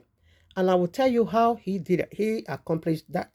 Okay. So Amorite is the spirit of sex perversion. What was going on in the Holy Land? I bet when I said, after these 400 years, I will wipe all of them out and put your people in them. Okay, so I don't want to go details because it said for Amorite, for their iniquities, for the iniquity of the Amorite is not yet full. Yes, Islam is Amorite. They are Amorite. How do I know sex perversion, including their heaven, that Allah have to swear But everything, Quran chapter 69, verses 38 through 39, Allah have to swear by everything to solidify what he told them about having sexual intercourse over there. One man equals to 100 men. One man equals to 72 virgins vagina. And it's also the minimum. It might exceed that according to Allah. According to Allah. I wanted to say something. Which part do I wanted to? I wanted to check something over here. Okay. My Shandarabos. I'm all right here. Okay, yes, I want to play video. Exactly. Exactly. Let's get it clear. It is also in their judiciary wherever. This very thing I'm about to play here, Allah also... Okay. If there is an illegitimate child there, the child can marry her father. My friend was saying it sounded so absurd for me. Sister Amida said she wants to know if a man can marry his own daughter in Islam. Oh, my father. Sister Amida said she wants to know if a child can marry her father. That in Islam, if there is an illegitimate child there, the child can marry her father. My friend was saying it sounded so absurd for me. Sister Amida said she wants to know if a man can marry his own daughter in Islam. Someone told her and she said it sounds so absurd. But Sister Amida, let me shock you. Yes, in Islam, a man can marry his own daughter. That is Amorite. Quran chapter 25, verse 54. Here the legal system for that. 25, verse 54. It says, and he is the one who creates human beings from a humble liquid, then establishes for them bonds of kinship and marriage. For your Lord is most capable. You will know that he's not here, right? Capable to marry a daughter to the father. Because this verse talks about marriage. That is Amorite. When you Amorite. check the tafsir of this verse, you will know who and who is permissible for the man to marry. It's in Let's go Quran. to Tafsir al-Kutubi. Tafsir. Explains this verse better. It says, if a man has a daughter from outside of a legal marriage, then the daughter becomes permissible for the man. Then the man can marry that daughter. So far, it is outside of the marriage. The perspective of the Muslims who follow the Sunni theology, also hear they from appreciate them, and recognize the importance of from the four their, imams from their and respect imam. them in a manner that motivates them to visit their graves. For example, when I talk to people about a legal matter attributed to Imam Shafi'i, specifically legal about whether it's matter. permissible to marry a girl who was conceived through adultery. God have mercy The girl was In Imam conceived Shafi'i's through interpretation, may God be adultery. pleased with him, he believes that the product of adultery is not forbidden. So, if a man had an illicit affair with a woman who got pregnant as a result, he'd say that this child is not forbidden, which means she isn't his daughter. So what does isn't his daughter mean? Do you mean can he marry her? He would say yes, he can marry her. Normally. She's his daughter, but who said she's his daughter? Normal. Legally, she's not his daughter. She's not related to him at all. Okay. If a man has an illicit affair with a woman and has a daughter from her, they don't attribute the child to the father, the adulterer. So she's not his daughter, and thus he can marry her. 70% of all Pakistanis are inbred. A man can marry his own the amount is daughter. between 25 to 30%. More stillbirths among immigrants. A rough estimate reveals that close to half of everybody living in the Arab they are world is doing it. inbred. That's BBC's research 64%. also discovered that while British Pakistanis account for just 3.4% of all births in Britain, they accounted for 30% of all British children with recessive disorders and a higher rate of infant mortality. That's insane. I also read somewhere that a lot of the symptoms of inbred people are How many more percentage? stillbirths among immigrants. A rough estimate. This child is not forbidden, which means she isn't his daughter. So what does isn't his daughter mean? Do you mean can he marry her? He would say yes, he can marry her. Normally. She's his daughter, but who said she's his daughter? Legally, she's not his daughter. She's not related to him at all. He said If a it's man not has an illicit affair related. with a Is woman this and has a not daughter from her, madness? they don't attribute the child to the father, the It's not adulterer. related So she's to not his him daughter, at all. and thus he can marry her. Can 70% marry of all your own Pakistanis are daughter. inbred.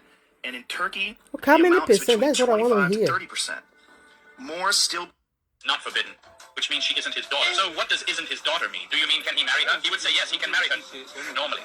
She's his daughter, but who said she's his daughter? Legally, she's not his daughter. She's not related to him at all. If a man has an illicit affair with a woman and has a daughter from her, they don't attribute the child to the father, the adulterer. So she's not his daughter, and thus he can marry her. 70% of all Pakistanis are inbred. 70%. That And in is Turkey, huge. The amount is between 25 to 30%. That is big. more stillbirths among immigrants. A rough estimate reveals that close to half is of everybody living practicing in the Arab this world in is Islamic inbred. world. BBC's research also discovered that This while is British Pakistanis Amorites. account for just 3.4% of all births in Britain, they accounted for 30% of all British children with recessive disorders and a higher rate of infant mortality. That's insane. I also read somewhere that a lot of the symptoms of inbred people Yeah, they also call irrational inbred, yeah. rage, fanaticism, Inbred and they end up just people. describing ISIS. Look at what it says here. That, But they said they are the, ISIS the because they IQ can't points. behave It normal. says findings on intelligence They are research shows that problematic if children. one's parents or cousins' intelligence They're just goes down 10 to 16 problematic. IQ points, the risk of having an IQ lower than 70, criterion for being retarded in quotes. Let me say that again. The risk of having an IQ lower than 70 increases 400% amongst children from cousin marriage. الصغيرة اللي هي لم تبلغ الحيض يجوز نعم الكلام طبعا الكلام ليس كلامي انما الكلام على this one they are translating. تبقى مثلا This one say you can even marry a 1 day baby, just one baby, 1 day, الحقيقة لم يتحدث سن الزواج just 1 day. الشريعة الإسلامية كلها They say yes, you can marry her. اتحدث سن بيوم That's what they say. ب 10 ب 15 ب 20 انت على كده بقى انت ممكن وهي لسه طفلة بقى شهر او شهرين That's what they say. ان شاء الله حتى يوم You can marry a baby of just 1 day. You see, Jeremiah 44. They were worshiping vagina. They brought that system from Egypt, the god of Egypt, including our people that were still living in Egypt then. They were worshiping, the queen of heaven. Is it not the vision I saw? Pecos, woman vagina was so huge. Muslim men would just go there and bow down. It's like kind of serving it, worshiping. They will lick it, and that is how they serve. That is how they are serving that nonsense. So they are Amorites. So let's return back now.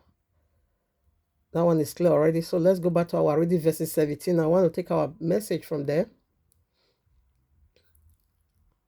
Genesis 15 verses 17. And it came to pass, remember, the heifer, which is the female cow, tore into two. And the she-goat tore into two. And the ram tore into two. But the birds and the turtle dove, those one he divided it not. Now listen, I guess because they were small. Verse 17 now. And it came to pass, this is the sacrifice. Now what is going to happen to this sacrifice? And it came to pass, the very one the author of Hebrew we are referring to. And it came to pass that when the sun went down and it was dark, behold, a smoky furnace and a burning lamb that passed between these pieces. Those pieces. 18. In the same way, Yahweh made a covenant. Not same way. In the same day, Yahweh made a covenant with Abraham, saying, unto thy seed I have given this land, from the river of Egypt unto the great river, the river Euphrates. So he kept naming them all. So we stop over here. So this is the very one the author of Hebrew we're referring to. So now, prior to this very strong oblation, oath, swearing is very strong. What was the meaning of this? That is what I want to look into. Remember Genesis 12? Yahweh said, I will bless the entire world. Through you, the entire world is going to be blessed. The families of the earth will be blessed through you. Okay. Now, it was both spiritual and physical. That is both salvation and physical blessing. This wealth we are talking about. All right, now. So before let's read Jeremiah 34 now, verses 17 through 20, and see what was going on there. And history also have it. Maybe I will also be ready quoting from history. Let me see if I will. Should I quote history first? Okay, let's do history first. But it's in our book anyways. But let us also do history first. So what is his name? David Byron. Okay, he quoted what was going on in history. Listen, according to the ancient Eastern manner of making a covenant between, both the covenant, both of my father, both the contrary parties pass through the divide pieces of the slain animals, thus symbolizing, oh my father, that they pledged their very lives to be fulfilled, to the fulfillment of the engagement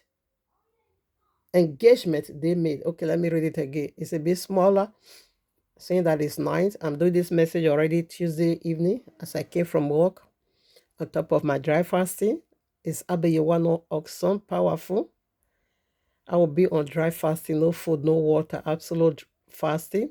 I will still be working. And when I come back, I will still stay here in my couch and I will still be talking for 3 hours. And yet I lack no strength. Isn't Abayawa powerful? Yes, it's powerful. Let me take it again. According to the ancient Eastern manner of making a covenant, both the contrary parties, oh my father, pass through the dividing. Remember, Abraham divided all the animals except the small ones, the does and through the pigeon and the does. It didn't divide that one. But the heifer is big, huge. Cow is always big. Ifa, Islam, they are big. Small but mighty. And she-goat, cut into two. That is to say, the way they cut it, make a way. So it will put half of it in the right hand, it will put half of it in the left hand. Okay, the heifer cut into two, one part of it at the right hand and one part of it at the left hand. And the she-goat cut into two, one part at the right hand and one part at the left hand. And the ram cut into two, one part at the right hand and one part at the left hand. Now it will make a passageway. That is, there is a way now, walkway to walk through in between the very dead animal. Remember, 3 animals included. Let us call them Trinitarian animal. We are going somewhere. Now, it said, according to the Easterner, ancient. According to the ancient Easterner manner of making a covenant, both the contrary parties passed through the divided pieces of the slain animals, thus symbolizing, attesting that they pledged their very lives to the fulfillment of the engagement they made. Are you getting this very strong oblation? I call it strong oblation. This one is even it scared me. I'm afraid I can't even dare go into such a covenant with any person. Though, according to our book, this covenant this is how they took hold those days. This time now is to do it with pen. Allah also swear with that pen. You just go to the legal, you go to the judiciary, to the courts or to, you summon lawyer, whatever. We do it through paperwork and through biro. We sign, I sign. So this day we are doing it through paperwork and through pen work. But those days there was nothing like that those days. So this was how they were doing it. So Abraham were witnessing exactly what was going on in their days. So he understood too well. But the strange part in it, you will see Abraham never, because both the parties. Okay, let's read. According to history, because this guy quote from history, said the new order of the priesthood. He quote from that book also. David Byron. So he was the one who quoted it. So I don't want to remove his name. So let's go now to our royal law, where I just quoted Jeremiah 34. We'll be taking from verses 17. Jeremiah. You are great, Raboseke. Oh, yes, you are great. You are great, Orobo Santa Labu. Himoseke Rabe. You are great. You are great, Orobo Sande. Oh, yes, you are great. You are great, Orobo Santa Labu. Himoseke Rabe. You are great. You are great. You are great. You are great. You are great, Yahuwah. You are great. Yes, you are. You are great. You are. You are great. Yes, you are great. You are great, my Father. You are great. You are. You are great. Rabasanta Labu. Imoseke Rabe. You are great. You are great, Rabo Sunday, oh my Father. Yes, you are great. You are great, Robo Santa Labu. Imoseke Rabe. You are great, my glorious Yahuwah. You are great, Rabo Seke.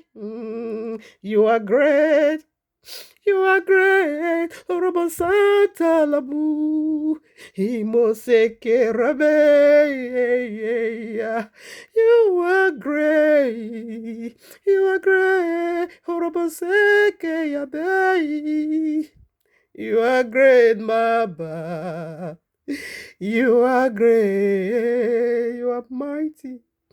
You are great. You are great, Yahuwah.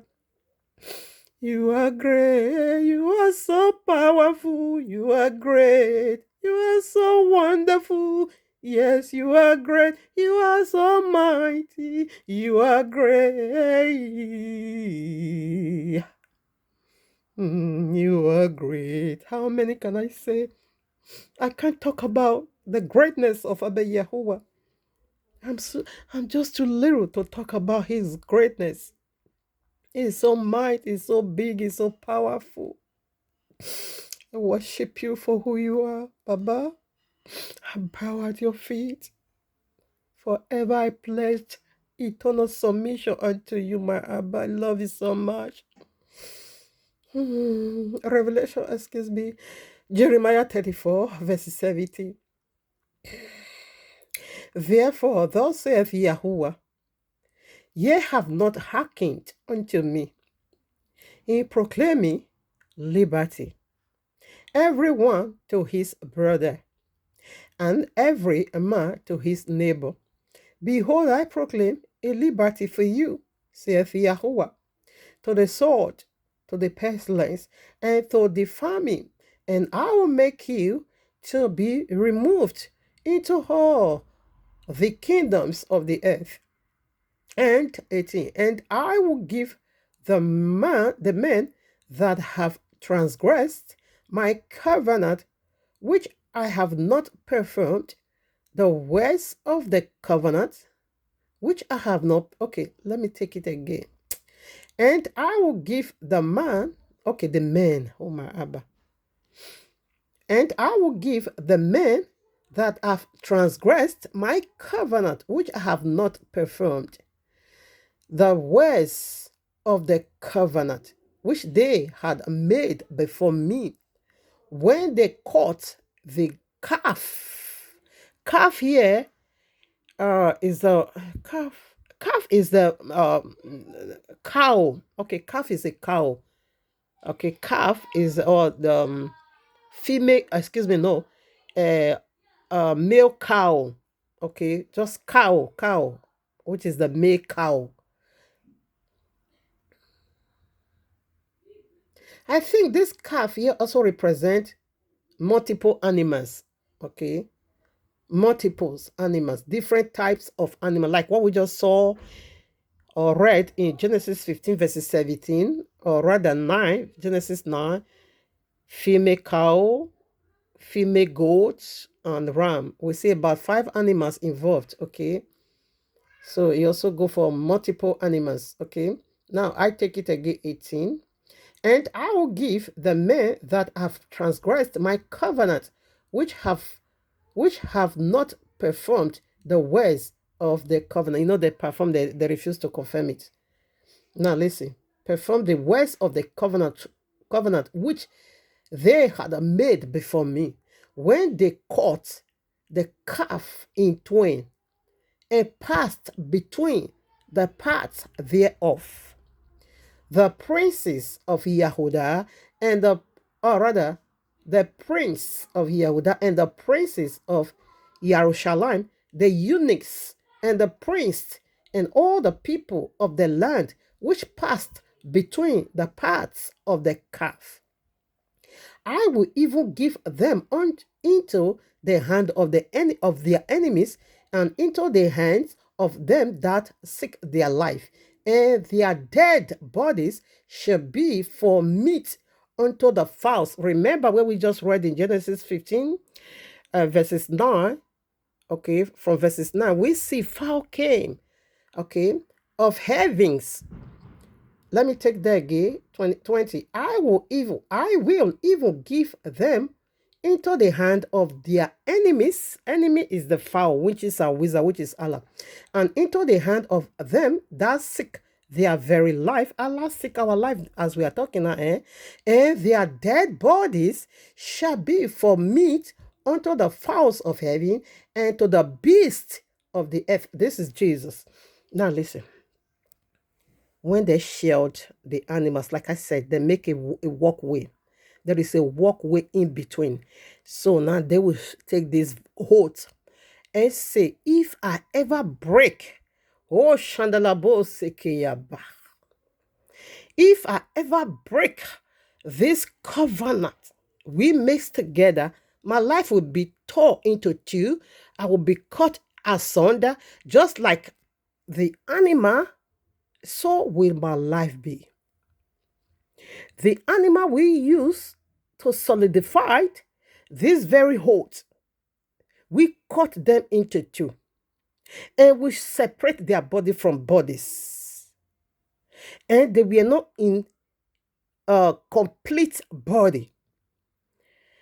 In like manner, if I ever break this covenant we make together, therefore, I will be dead like this animal.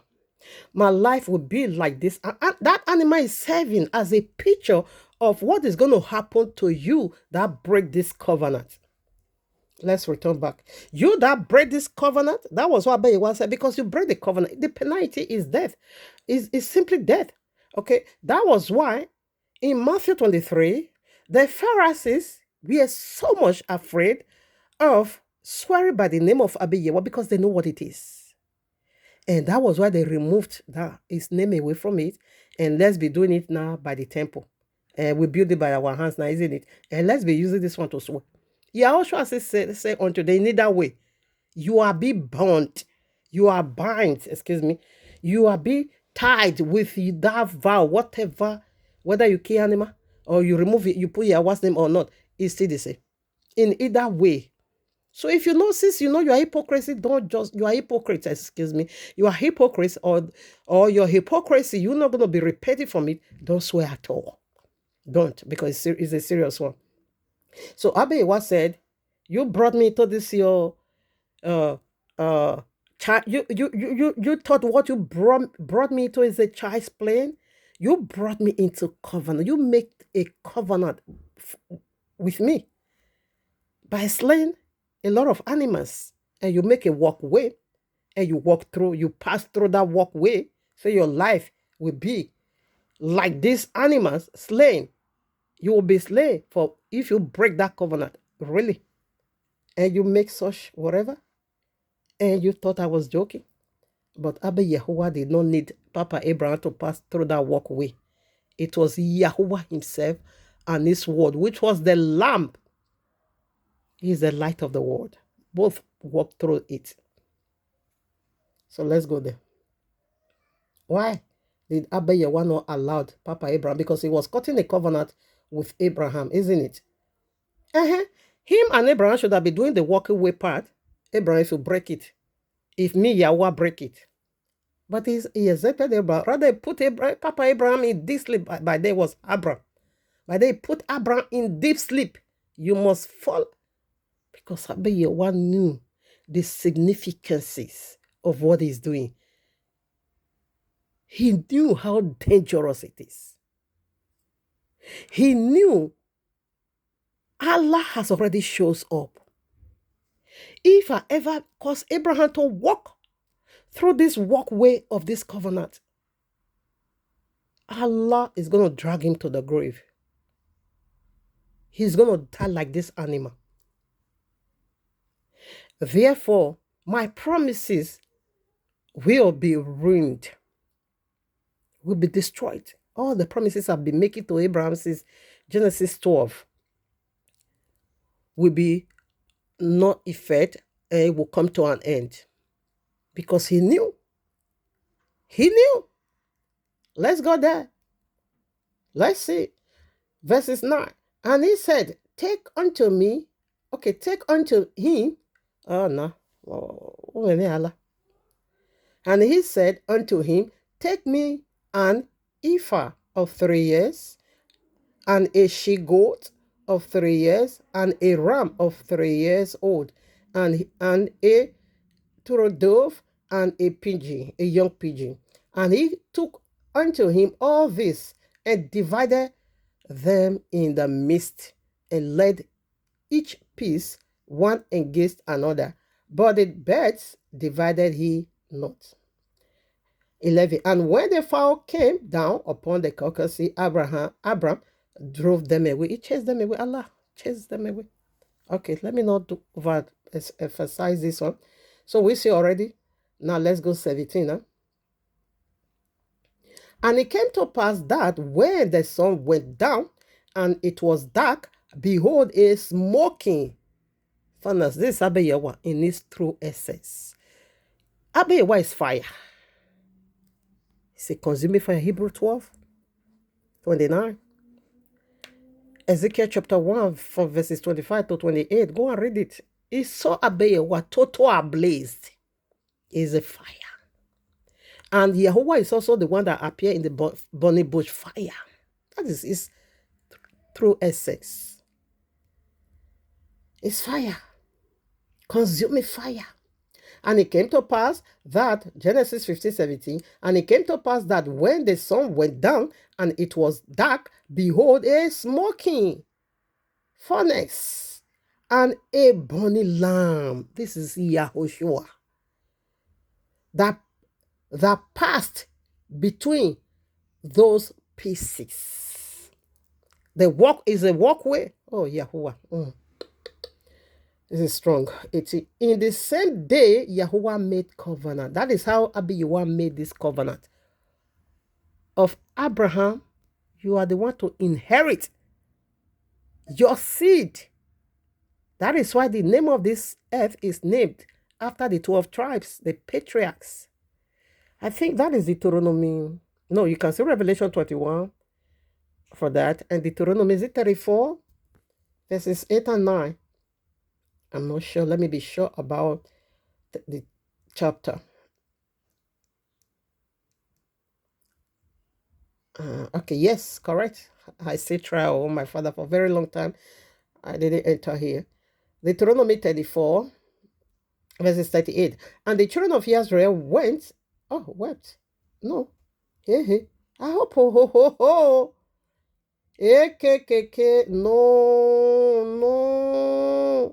No, not here. I'm sorry.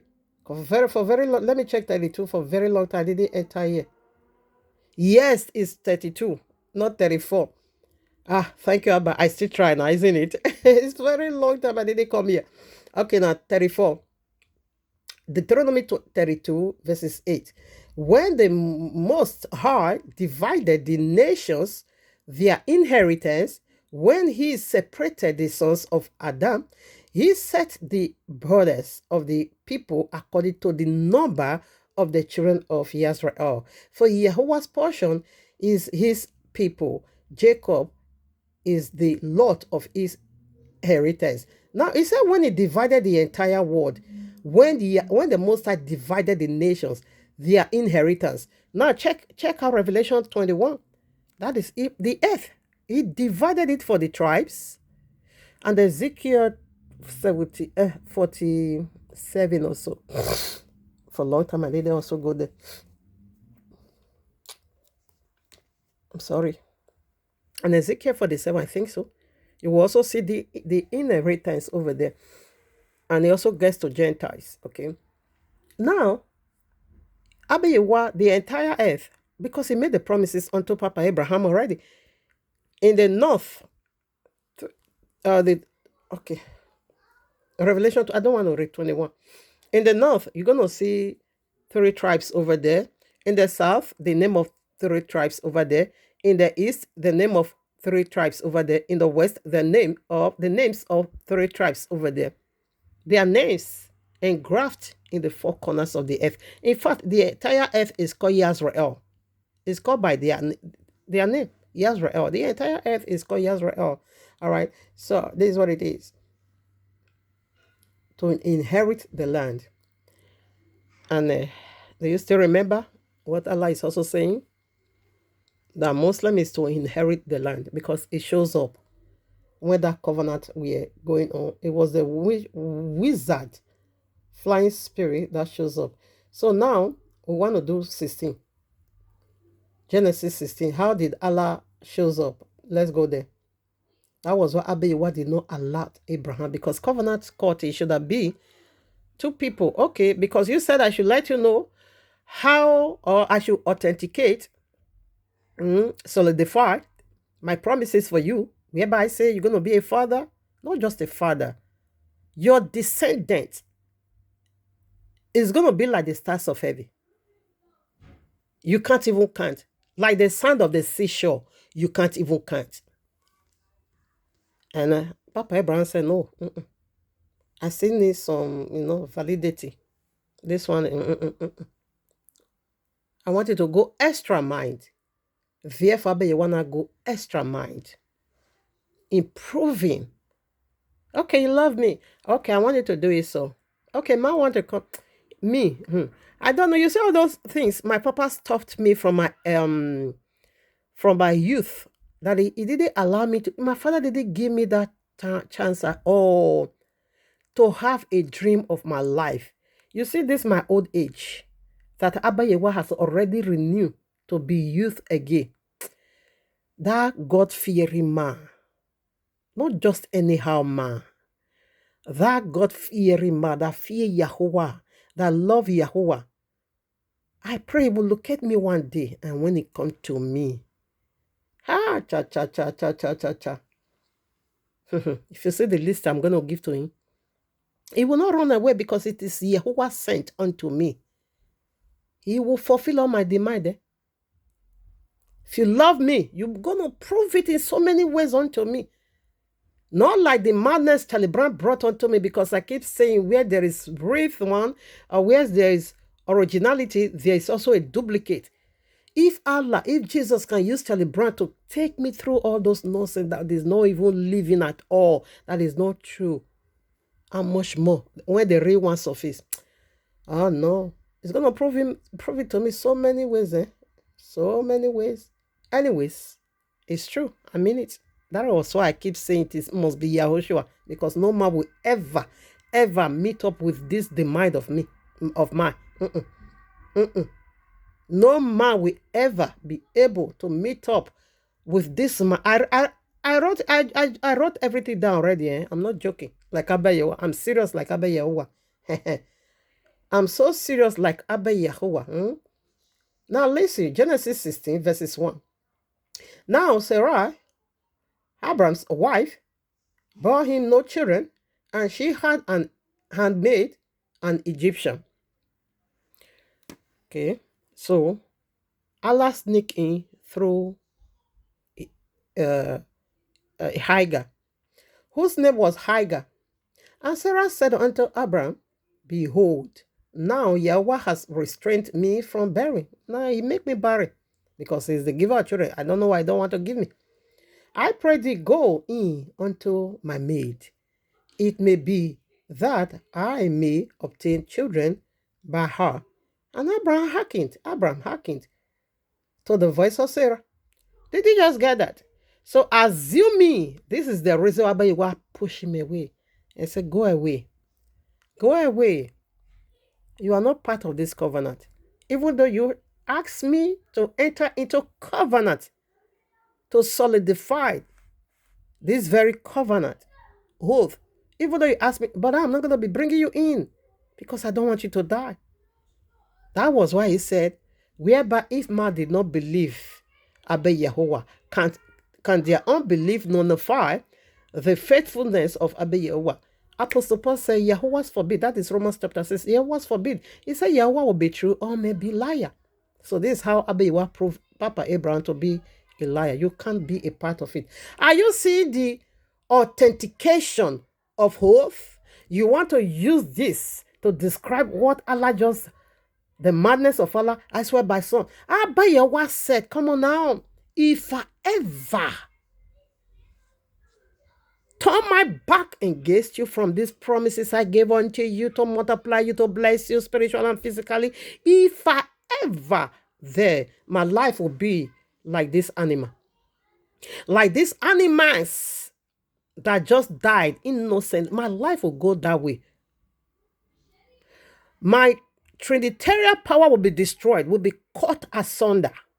My Godhead, Abba Yahuwah put his Godhead down as a collector, as a deposit, as an assurance that I will do it. He put his name on the front line and say, if I did not do it, if I'm not going to do it, or if I fail to do it, my kingdom, anything that represents me will be like this animal. Do you know what it is for a man to change to a woman? 2 female animals were there. So Abba Yahuwah is going to be turning to a female. Like Charlie Brown, like Bobby Risky. Charlie Brown is spiritual transgender. He left brotherhood to sisterhood. How do I mean? The time frame we were together, I'm the one sponsoring him. A thing a man should have been doing. I was the one providing for him. A thing he should have been providing for me. Reverse was the case. Is that not a cause? And that was the man in all men on earth. That was the man Jesus provided for me. Do you see how much Jesus hate me? And I also hate him. That is why I'm sorry for him. Okay. So, Abba Yahuwah is going to become uncleanness. Abba Yahuwah is going to turn like animal. It's going to turn woman, Woman is not unclean. But the reason why I say so, our monthly fluid makes us unclean. Abba Yahuwah is also going to be like that, uncleanness. Abba Yahuwah is going to turn to what? So that he put his kingdom, his heaven, his license, every sign of his life, Abba Yahuwah put it on the front line. If I ever lie unto you, if I failed to bless you, to multiply you, that through you all heaven will be blessed, let my life be like this animal. Let me die. But in either way, Abba Yahuwah say die. Not Abba Yahuwah, excuse me, Yahushua say die. And I can also say Yahushua, that was the reason why he added that burning lamb is Yahushua. And that was why he added Yahushua, because it has to do with redemption of mankind. You see slavery over there. You see the sins of Amorite is not yet full that time. This is the time the sins of Amorite is going to be full. Okay, they're going to be enslaved people, slave master Allah. So that was why it took Yahushua. That is to say, Yahushua take the stand of Papa Abraham. He died for our sin. He died for the sins of Abraham. That was the day Yahushua also died spiritually. That was the day Abba Yahuwah also slew Yahushua. Because Papa Abraham fall out from these promises. And Abba Yahuwah put him in a deep sleep and said, you just go your way. Because this one, not me and you. You can't spoil my mission. So rather, let Yahushua in another way. Hallelujah. Thank you, Abba. He represents. Oh, Shandarabo sake, another one. Yahushua just represent Papa Abraham because two people must cut covenant. Abraham is not qualified. Allah has already set his evil eyes on him. Therefore, Yahushua ought to represent Abraham. Remember, he did not just represent Abraham only, he also represent Isaac. That is the last phase now after here, because they're sneaking already. Now listen. Where I read 2 already. He hearkened to his wife. They want to help Abba Yahuwah to fulfill this huge sign. Abraham couldn't even consider. Papa Abraham couldn't at all see the significance, is the weight, the danger in it. He not say Abba Yahuwah will break that covenant. He fall out, and Abba Yahuwah push him out and say, Yahushua, this is your stand. Come and stand here. You are the one to die. Yes, you will be crucified. You will be slain. Because Adam, break covenant. Abraham did. Everybody, including me. So he will die for our sin. And he did die for our sin. He resurrected the third day. That also served again for the 3 animals. Okay. Now listen. 3 male animals that play out there. 3 now. Genesis 16:3. And Sarai, his wife, took Hagar, her servant, handmaid, the Egyptian, after Abram, and had. Okay, what am I saying? And Sarai, Abraham's wife, took Hagar, her handmaid, the Egyptian, after Abraham had dwelt 10 years in the land of Canaan. You see, and gave her to her husband Abraham to be his wife. Which wife? Abba will recognize which kind of wife? It is adultery. 4. And he went in unto her unto Hagar, and she conceived. And when she saw that she had conceived, her mistress was despised in her eyes. Oh no. That was what Abba said, your boss lady is going to rebuke you. Immediately, the daughter of Allah took in seed, and she now began to mock our mama. That is people for you. You forgot that this is the woman who opened her bed for you. For that reason, to take in seed. Was Mama Sarah praying for you to be barren also? Of course not. Was that our intention? Of course not. Our intention is for you to get pregnant. Why mock her? Why mock her? So this is Islam. This is their characters, okay? This is their character. You now begin to despise us. Now see what is going to happen in the increase. We give it to you, we can also take it away from you. 5 now. And Sarah said unto Abraham, my wrong be upon thee. I have given my maid into thy bosom. And when she saw that she had conceived, I was despised in her eyes. Yahuwah judge between me and you. 6. But Abraham said unto Sarah, behold, thy maid is in thy hand. Do to her as it pleaseth thee. Now, it did not say, behold my wife, or behold, my second wife is in thy hands. No. Right away, Papa Abraham demoted her to the slave girl you are. Even though you are seeing my nude.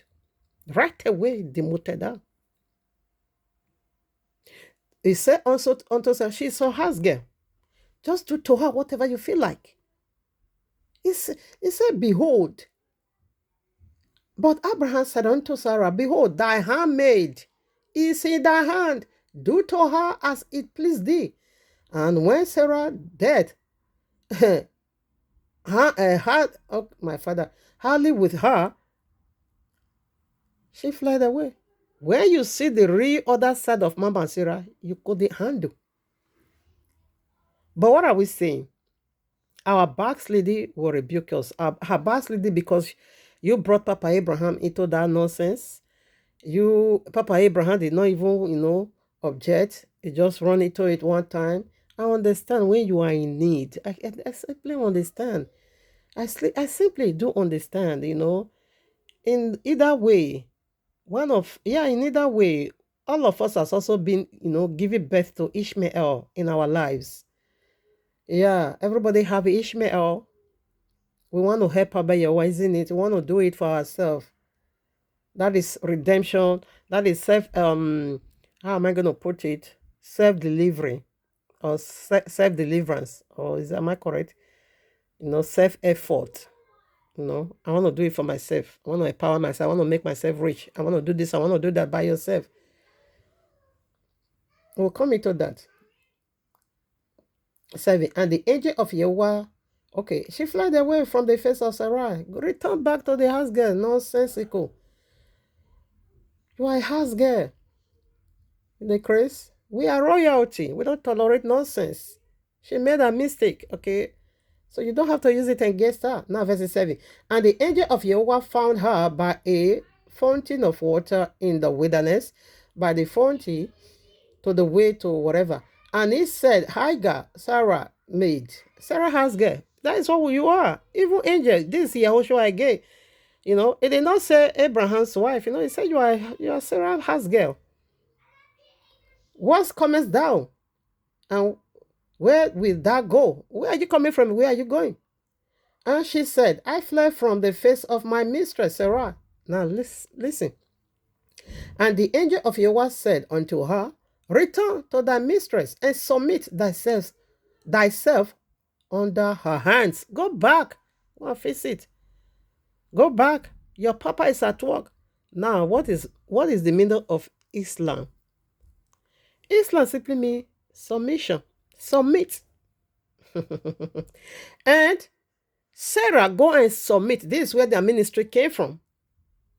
I don't know why people is saying Muhammad is no way relates to Papa Abraham. Are you people crazy? We are talking about spiritual Egypt. We are talking about slave master. We are talking about returning back to Egypt. We are talking about the God of Egypt, the moon god, the Pecos god, the vagina god. All in one package of this God called Allah. And you are telling us nonsense here. Go and submit. What is the meaning of Islam? It simply means submit. Submit to Allah. Submit to Allah. That is what it means. Say, Hagar, go and submit yourself under the hand of your mother. Just go of your mistress. Just go and submit to her. And that is the name today. This is a religion. And the angel of Yahweh said unto her, I will multiply thee exceedingly, that it shall not be numbered for multitude. The angel of Yahweh said unto her, Behold, thou art with child, and shalt bear a son, and shall call his name Ishmael, because Yahweh hath heard thy affliction. So that's what Ishmael means. God here. 12. And here will be, see the nature of the child now. See the problematic child you are bringing. See the demon you are bringing. And he will be a white donkey of a man. His hand will be against every man, and every man's hand against him. And he shall dwell in the presence of his brethren. And she called the name of Yahuwah that spoke unto her, the Yahuwah seeth me. For she said, I also here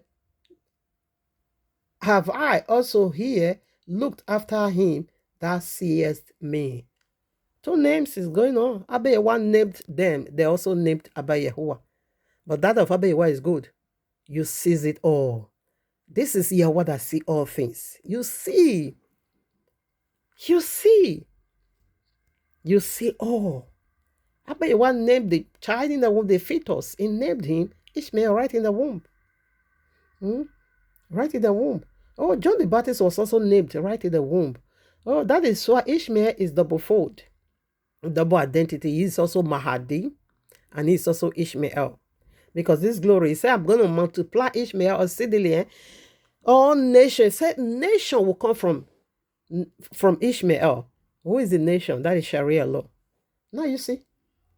Go and submit. This is where this religion is a religion. Go and submit. Go and submit yourself. So that is what Muslim, that is what Islam means. Submit. Just submit. That is the meaning of Islam. Ishmael is self-effort. Ishmael is self-salvation. Ishmael is self-deliverance. Ishmael is self-blessing. Ishmael is IVF. What daughter put together? What daughter knit together? And the mystery behind this Ishmael, if we have to take it deep, it is not the son of Papa Abraham, it is the son of Allah. Allah has sexual intercourse with his own daughter. What is it called? What they call Hagar. But they now use Papa Abraham as a cover face to bear this problematic child. That is why you see yourself in the dream. Man is bambangi you.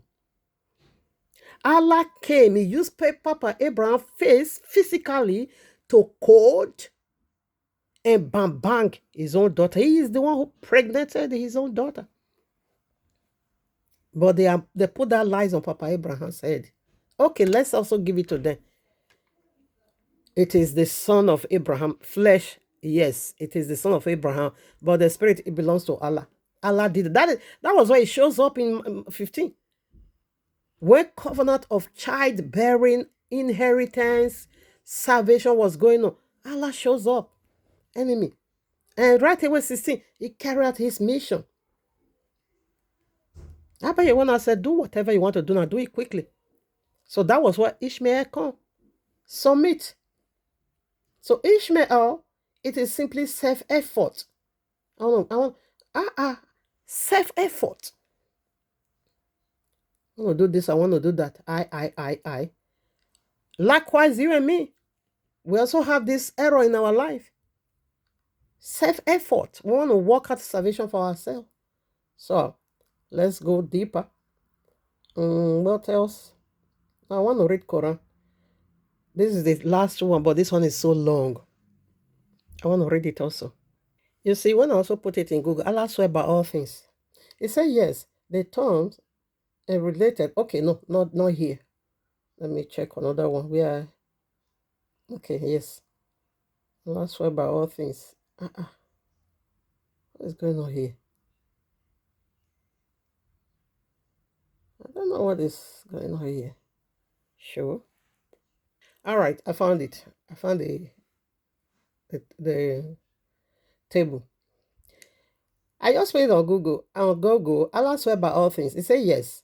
Allah swears by many things in the Quran, like the sun, moon, stars, fig, olive, night, and even the Quran itself, to emphasize the truth and the greatness of his message, highlight the significance and science within his creation for humanity, understanding as only God can swear by his own authorities or magnificent creations without diminishing himself, unlike human who should only swear by Allah. Now listen, Allah said Muslims should be swearing by him because he's greater than them.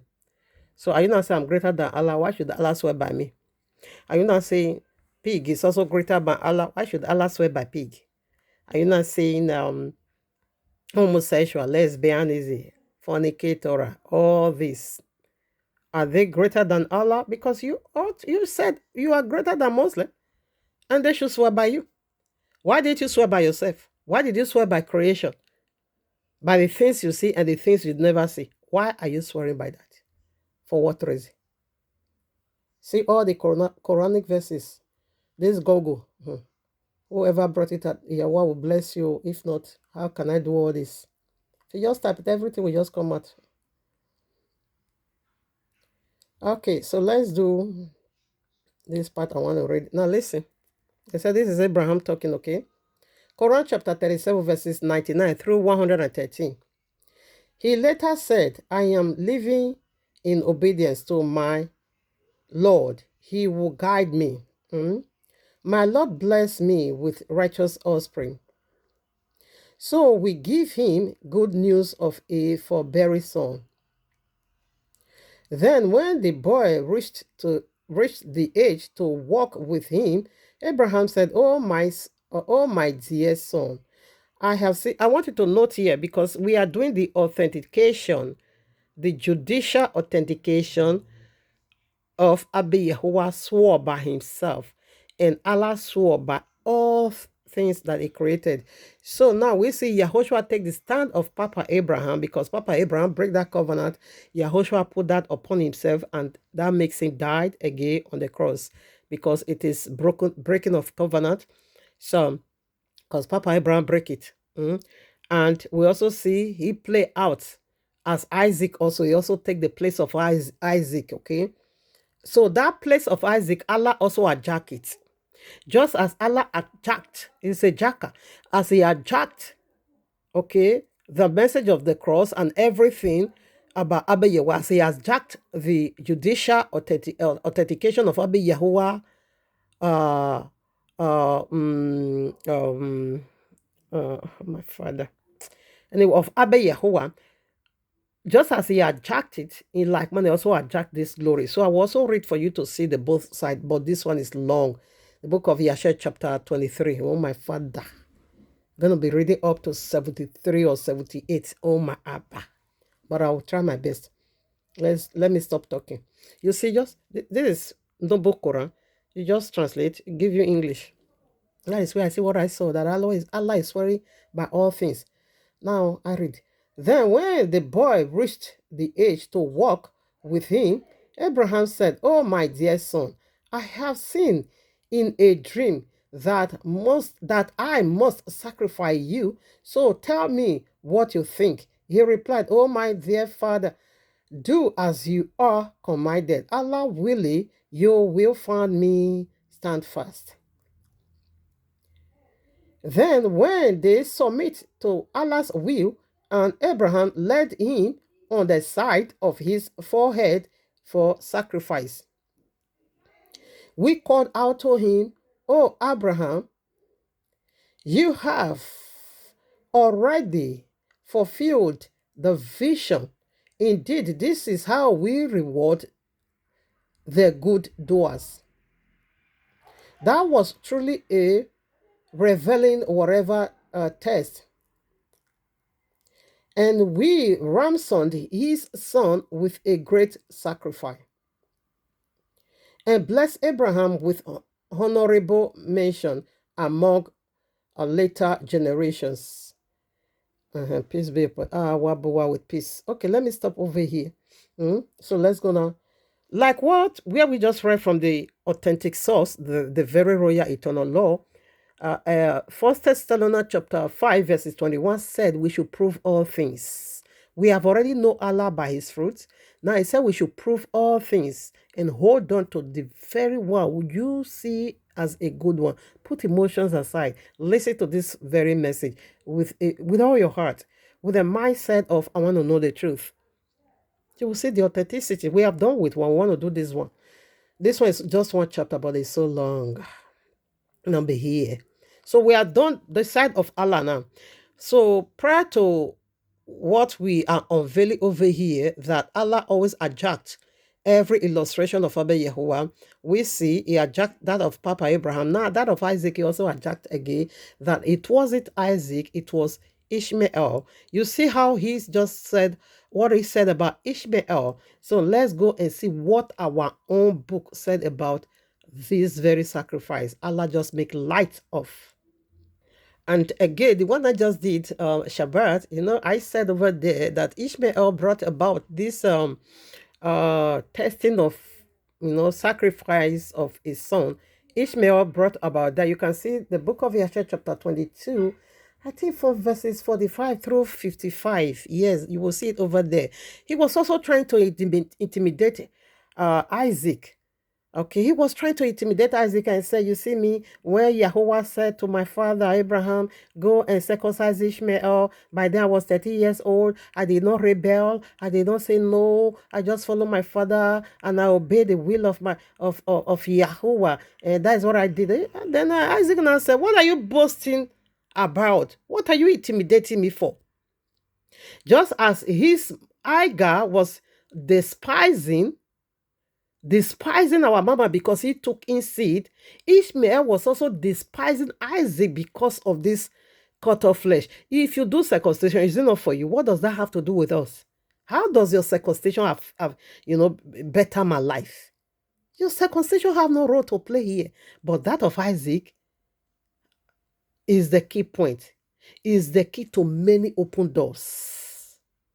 When we talk about doors of salvation, that of Isaac illustration, it is a key to it. Not your circumcision. Therefore, Isaac now said, come, let me tell you, you're just talking about a little bit of your body. My own, if he has to take my life, if Abiwa tell my father right now, go and take Isaac and sacrifice it for me as a burnt offering, I won't hesitate and I won't even say no. Abiwa now say, okay, I will try these people. Let me see how far. Let me see how far Isaac will go with this thing you said with your own man. I will use it to test you. And it was so. He brought about it. So let's see the test here. It's very long, but Abiwa will see me through. The book of Yashar chapter 23. This very popular royal law with carries make references to this very wonderful book in different occasions, like Joshua chapter 10 verses 13. It make references to the book of Yashar. And the 2 Samuel chapter 1 verses 18, he also make references to the book of Yeshael. And the 2 Timothy chapter 8, he quoted from the book of Yeshael. So I want to read from the book of Yeshael chapter 23. At that time, verses 1, at that time, the word of Yahweh came to Abraham. If you read chapter 22, you will see that is where the challenge started. Then right away 23, Yahweh put out his test. At that time, the word of Yahweh came to Abraham, and he said unto him, Abraham, and he said, here I am. And he said unto him, take now thy son. You will see this account in Genesis 22, but you just brief it. But this one tell the details. Now verses 2. And he said to Abraham, take now thy son, thy only son, whom thou lovest, even Isaac, and go to the land of Moriah, and offer him there for a burnt offering upon one of the mountains which shall be shown to thee, for there will thou see a cloud and the glory of Yahweh, and the glory of Yahweh 3. And Abraham said within himself, how shall I separate my son Isaac from Sarai, his mother, in order to bring him up for a burnt offering before Yahweh? And Abraham came unto the tent, and he sat before Sarai his wife, and he spoke these words to her. Why? Okay, to her. 5 now. My son Isaac is growing up, and he has not for some time studied the service of his Yahweh. Now, tomorrow I will go and bring him to Shem and Abel, his brother, and there he will learn the ways of Yahweh, for they will teach him to know Yahweh as well as to know that when he prayeth continually before Yahweh, he will answer him. Therefore, there he will know the way of serving Yahweh his Elohim. 6. And Sarah said, thou hast spoken well, go my Adonai, and do unto him as thou hast said, but remove him not at a great distance from me, neither let him remain there too long, for my soul is burnt within his soul. 7. I can imagine. And Abraham said unto Sarah, my daughter, let us pray to Yahweh our Elohim, that he may do good with us. And Sarah took her son Isaac, and he abode all the night with her, and she kissed and embraced him, and gave him instructions till morning. And she said to him, O my son, how can my soul separate itself from thee? And she still kissed him and embraced him, and she gave Abraham instructions concerning him. And Sarah said to Abraham, O my Lord, or my Adonai, I pray thee, take heed of my son, and place thy eyes over him, for I have no other son nor daughter but him. 11. Oh, forsake him not. If he be hungry, give him bread. And if he be thirsty, give him water to drink. Do not let him go on foot, neither let him sit in the sun. This is 37 years old man we are talking about. Do you see how precious it is? Are you seeing the authentication of a precious son? A precious son demanded. You see, Allah, Agar was nowhere to be found. You see, Mama Sarah? Because this is the child he gave birth. She gave birth to while she was 90 years old. This is a divine child. Ishmael is a flesh child. It's just a normal, common thing. Uncircumcised thing that is a fleshly child. A child that came from a human effort. IVF child. You want to use it to compare originality? You're mad. Allah, you are mad, Yahweh's mighty. Now, verses 12. Neither let him go by himself. He's talking to a old man of 37 years because he's all she have. That makes it a miracle. Now, verses 11, I take it again. Oh, forsake him not. If he be hungry, give him bread. And if he be thirsty, give him water to drink. Do not let him go on foot, neither let him sit in the sun. 12. Neither let him go by himself in the road, neither fox him from for whatever he may desire, but do unto him as he may say to thee. 13. And Sarah wept bitterly the whole night on account of Isaac, and she gave him instructions till morning. Not that they didn't tell her that they are going to use it. Abraham didn't tell her that he will be used for sacrifice, only to go and learn the ways of Abba Yahuwah. This is where all this bitterness is coming from, because you know is a precious child, is a divine child, is a miraculous child. Now, verses 14.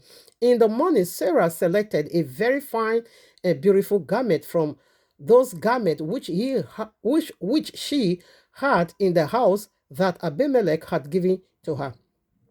And she dressed Isaac, her son, therewith, and she put a turban upon his head, and she enclosed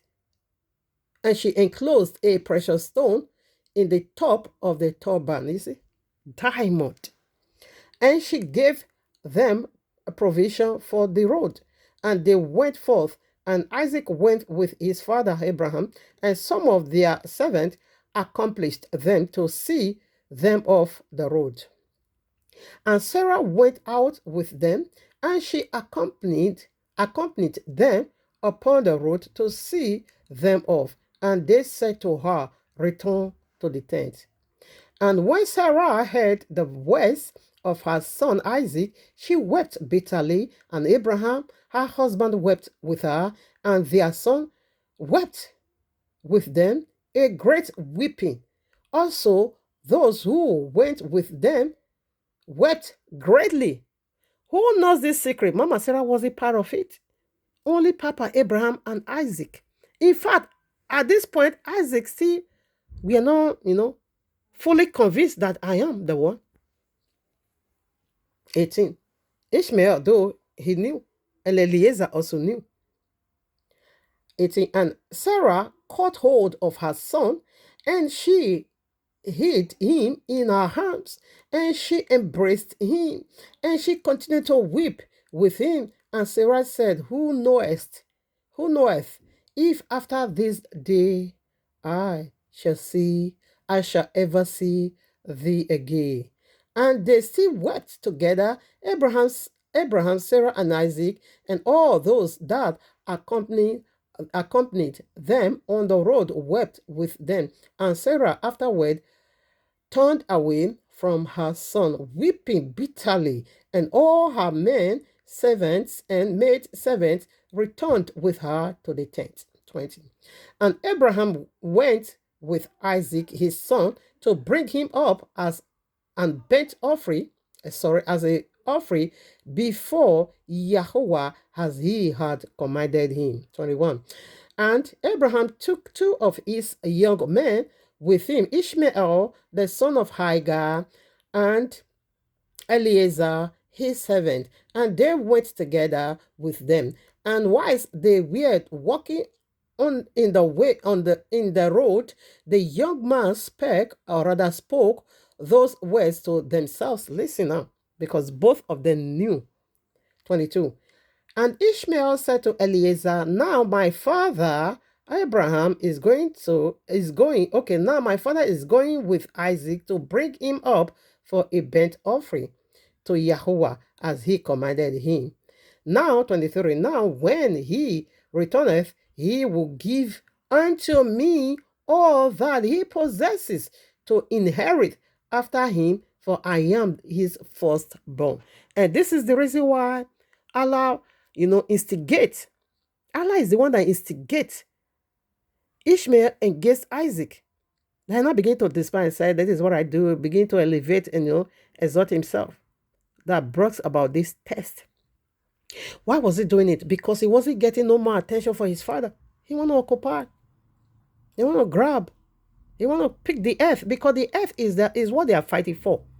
He want to grab the earth as he inherited. They were the fowls that fly in. Allah was still trying to fulfill because he's a thief. 24. Eliezer answered Ishmael and said, surely Abraham did cast thee away. You are a rejected one.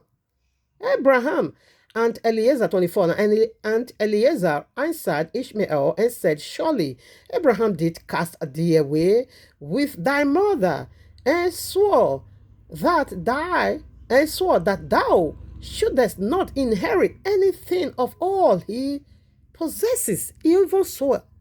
And to whom will he give all that he has with all his treasures?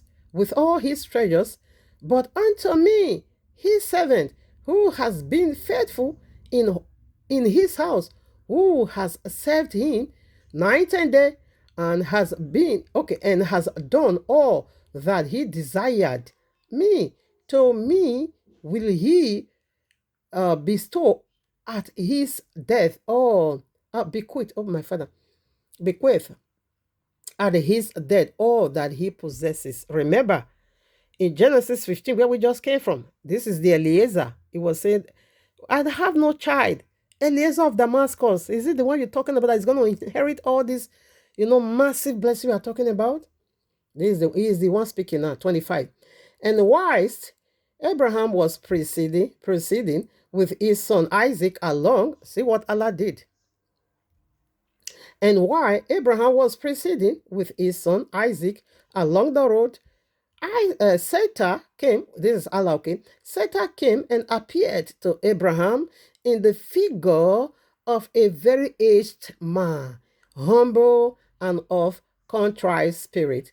And he approached Abraham and said to him, art thou silly, or Brutus, that thou goest to do this thing this day to thy only son?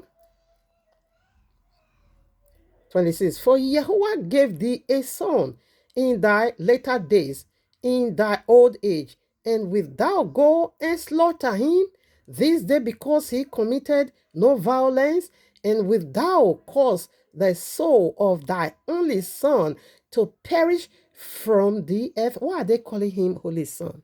Is the legitimate son. Ishmael isn't. Ishmael is a thief, a gold digger. We see how Allah make the legitimacy of his power known unto us by swearing by penis and vagina and poo and pee, bottomless, toilet, everything. He want to make us see.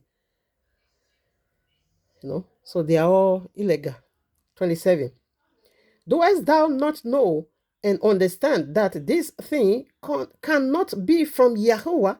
For Yahweh cannot do unto man such evil upon earth to say to him, go slaughter thy child. And Abraham heard this and knew that it was the word of Satan, who endeavored to draw him aside from the way of Yahweh. But Abraham would not hearken to the voice of Satan, and Abraham rebuked him so that he went away. You were the one in chapter 22, verses 45 through 55. You were the one brought in this challenge. Now, Abraham take the challenge. You were also the one trying not to fight to stop. What is your problem? What is your problem? Abraham drove him away. You also see the verses 15, Genesis. He also drove him away. Because you always come with problem, distraction. If in Genesis 15, why this covenant was also going, you also surface and you attacked, you play out in verses 16. Huh? Now, in chapter 22, you also came. In chapter 23, you also, you shows up again. What is your problem? 29. And Sarah returned and came to Isaac. It's masquerade stuff. Yahushua appeared in a bodily form, in the person of Melchizedek. And Sarah, Allah is just transforming himself. He also appeared physically. This is physical. This is not vision. Physically. And Sarah returned and came to Isaac, and he appeared unto Isaac in the figure of a young man, comely and well favored. And he approached Isaac and said unto him, Doest thou not know and understand that thy old silly father bringeth thee to the slaughter these days for naught? Now, therefore, my son, do not listen nor attend to him, for he is a silly old man, and let not thy precious soul and beautiful figure be lost from the earth. And Isaac heard this, and said unto Abraham, Hast thou heard, my father, that which this man has spoken? Even thus has he spoken. And Abraham answered his son Isaac and said to him, Take heed of him, and do not listen to his voice, nor attend to him, for he is Satan endeavoring to draw us aside this day from the command of Yahuwah. And Abraham still rebuked Satan, and Satan went from them, and seeing he could not prevail over them, he hid himself from them. You want to do another thing now? And he went and passed before them in the road, and he transformed himself to a large brook of water in the road. And Abraham and Isaac and his two young men reached that place, and they saw a brook, large and powerful as mighty sea. And they entered the brook and passed through it, and the waters at first reached their legs. See how he was deceiving them? He also wanted to cut covenant with him. Come and pass through me. He's standing in the way. So, Allah is a problematic God. 36. And they went deeper in the brook, and waters reached up to their necks, and they were all terrified. He deceived them. First of all, was just to their leg. As soon as they enter, he caught them. Before any pump, that is Revelation chapter 12. I don't know whether verse is 12 or so. He spewed out water, 12, 13, 14, 15. Thereabout. He spewed out water like a flood to overtake the woman. And this is what Allah also did. He spewed out water. He first of all make it small, to deceive them, to lure them into it. And as soon as they step their feet, pulse at one time. He make it a mighty ocean that came up onto their neck. He want to get them drowned. He want to kill all of them. 36. Including Ishmael. This time Allah don't just care. He don't just care whether Ishmael is also there. 36. And they went deeper in the brook, and the waters reached up to their necks, and they were all terrified on account of the water. And once they were going over the brook, Abraham recognized that place, and he knew that there was no water there before. And Abraham said to his son Isaac, I know this place in which there was no brook, no water. Now therefore it is this Satan who does all this to us, to draw us aside this day from the commands of Yahuwah. And Abraham rebuked him and said unto him, Yahweh rebuke thee, O Satan, be gone from us, for we go by the commands of Yahweh. Oh, Shandarabu Sekiba, goosebumps just follow me. Be gone from me. Be gone, O Satan. Yahweh rebuke you. 38. And Abraham rebuked Satan and said unto him, Yahweh rebuke thee, O Satan. Be gone from us, for we go by the commands of Yahweh. So you want to use this now to compare Allah's own. Quran 37, verses 99 through 113. You want to use this very authentic source to compare that one. You be the judge. Remember where we just read Isaiah 43 or so, verses 9 through 13. Abaywa said, you are my witness. Are you ready to bear witness for Yahweh? Me, I'm doing mine already with every fiber in me. I'm bearing witness, okay? Is the only true Yahweh, is the only true God, is the living God, is the Almighty, is the self-made Yahweh, is eternal, He lives eternal, He has no end. It is Yahweh, the self-made one, the very self-made one. 39, I read. And Satan was terrified at the voice of Abraham, and he went away from them. And the place again became dry land as it was at first, right away. This is not dream, okay? 14. And Abraham went with Isaac towards the place that Yahweh had told him. And on the third day, remember 3 animals, okay? And on the 3, we see 3 again. And on the third day, remember the words of the cross, 3 days and 3 nights. They also spent on this journey 3 days and 3 nights. Allah's own, you see how nonsensical. It doesn't make sense. How cheap and how empty, very void and so empty it is.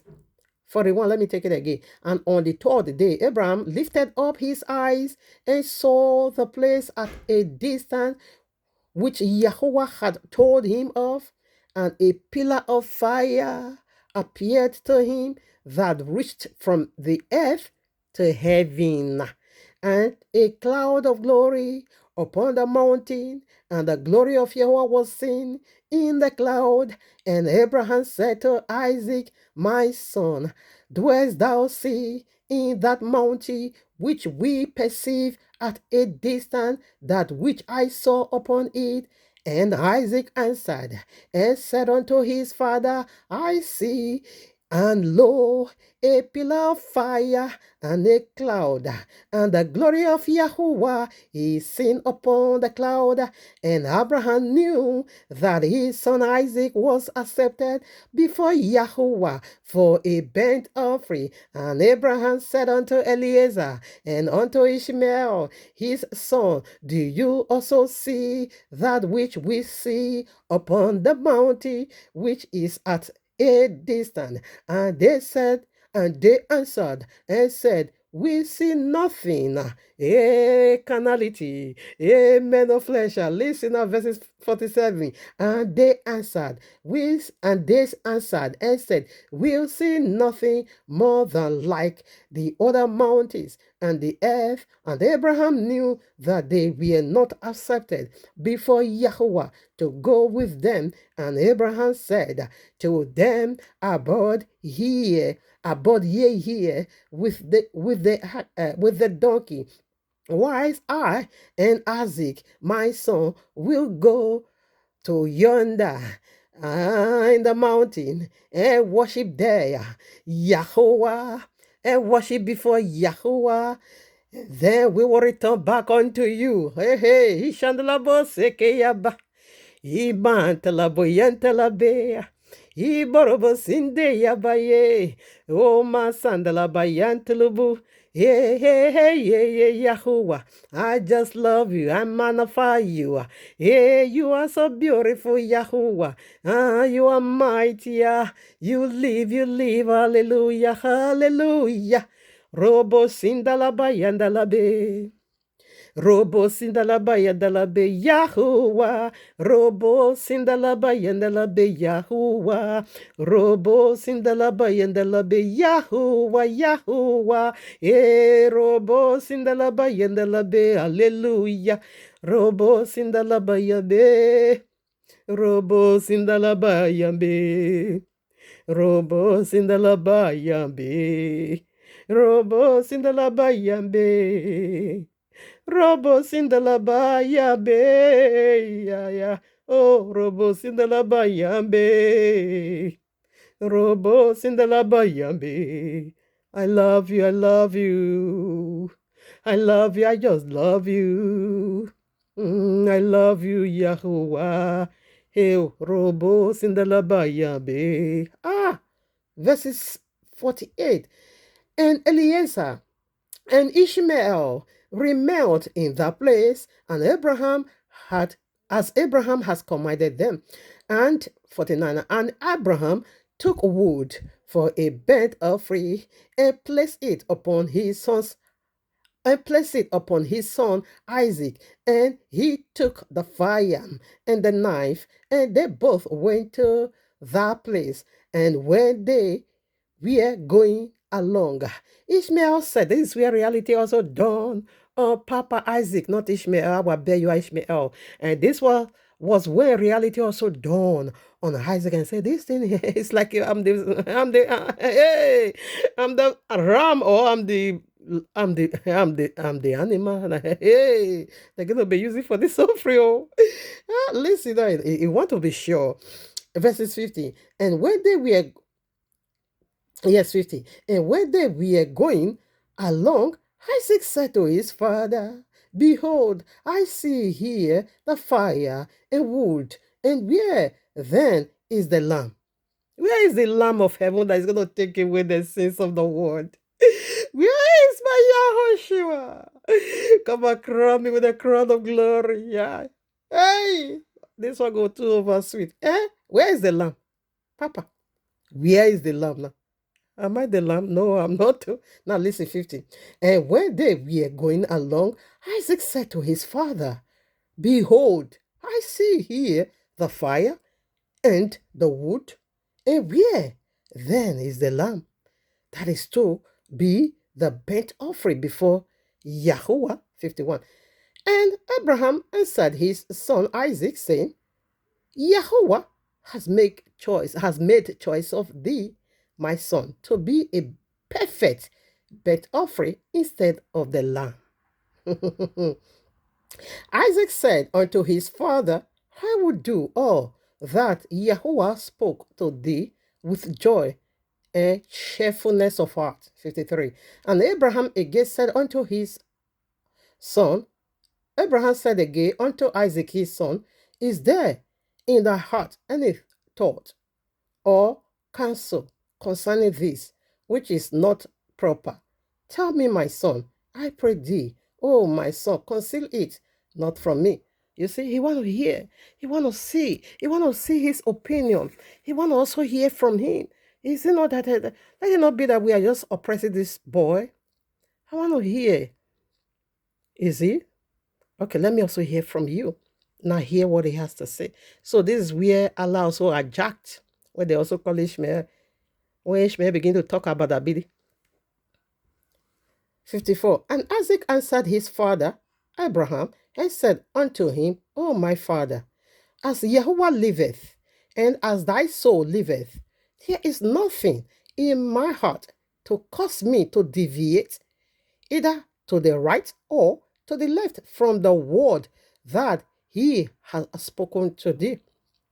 Neither lamb nor morsel has moved or stirred at this, nor is there in my heart any thought or evil counsel concerning this, but I am of joyful and cheerful heart in this matter. And I say, blessed is Yahuwah, who has this day chosen me to be a burnt offering before him. Come on now, the one we read. Should we read that again? Quran chapter 37, verses 99 through 130. Should we go back there again? Come on, I choose now. Tell me the truth. Which one is the authentic? Which one is the authentic? Now, Wabalawa. 57. And Abraham greatly rejoiced at the words of Isaac, and they went on and came together to the place that Yahweh had spoken of. And Abraham approached to build the altar in that place, and Abraham was weeping. And Isaac took stones and mortar until they had finished building the altar. And Abraham took the wood and placed it in order upon the altar which he had built. And he took his son Isaac and bind him in order to place him upon the wood which was upon the altar, to slay him for a burnt offering before Yahweh. And Isaac said to his father, bind me securely, and then place me upon the altar, lest I should turn and move and break loose from the force of the knife upon my flesh, and therefore profane the burnt offering. And Abraham did so. And Isaac still said to his father, my father, when thou shalt have slain me and burnt me for an offering, take with thee that which shall remain of my ashes to bring to Sarah my mother, and say to her, this is the sweet smelling savor of Isaac. But do not tell her this if she should sit near a well or upon any high place, lest she should cast her soul after me and die. And Abraham heard the words of Isaac, and he lifted up his voice and wept when Isaac spake these words. And Abraham tears gushed down upon Isaac his son. And Isaac wept bitterly. And he said to his father, hasten thou, O my father, and do with me the will of Yahweh our Elohim, as he has commanded thee. And the heart of Abraham and Isaac rejoiced at this thing which Yahweh had commanded them, but the eye wept bitterly, while their heart rejoiced. And Abraham bind his son Isaac and placed him on the altar upon the wood, and Isaac stretched forth his neck upon the altar and before his father, and Abraham stretched forth his hand to take the knife to slay his son as a burnt offering before Yahweh. At that time, the angels of mercy came before Yahweh and spake to him concerning Isaac, saying, O Yahweh, thou art a merciful and a compassionate king over all that thou hast created in heaven and in earth, and thou supportest them all. Give therefore ransom and redemption instead of thy servant Isaac. Pity and have compassion upon Abraham, Isaac his son, who are this day performing thy commandment. Hast thou seen, O Yahweh, how Isaac, the son of Abraham, thy servant, is bound down to the slaughter like an animal? Now, therefore, let pity be aroused for them, O Yahweh. At that time, Yahweh appeared. This is how angel intercede for us. When the testing is hard, whether it's Yahweh testing us or Satan is the one doing that, this is how angels stood in a gap, interceding for us. And I can confidently say this. Okay, no. Let me just leave it. 69. At that time, Yahweh appeared. No, this time it's Yahushua, because when it's capital, small capital, or that is Yahushua himself. At that time, it's Yahushua, anyway, appeared unto Abraham and called to him. Where is it? All right, now, 69. At that time, Yahuwah or Yahushua appeared unto Abraham and called to him from heaven and said unto him, lay not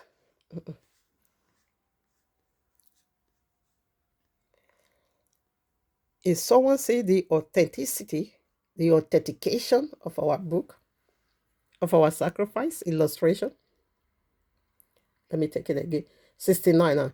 At that time, Yahuwah appeared unto Abraham and called to him from heaven and said unto him, lay not thy hand upon the lead, neither do thou anything unto him. For now I know that thou fearest Yahuwah in performing this act, and in not withholding thy son, thy only son from me. No, this will also be Yahuwah. I don't know. 70. And Abraham lifted up his eyes and saw, and behold, a ram was caught in a thicket by his own. I bet what provide the lamb by himself. Provision. There is salvation. And this is what he swore for. This is where it came from. In multiplication. Oh. In multiply, I'm going to multiply you. In bless, I'm going to bless you. Okay, let's read. Let's keep going. 79. And Abraham lifted up his eyes and saw, and behold, a lamb was caught in thicket by his horns.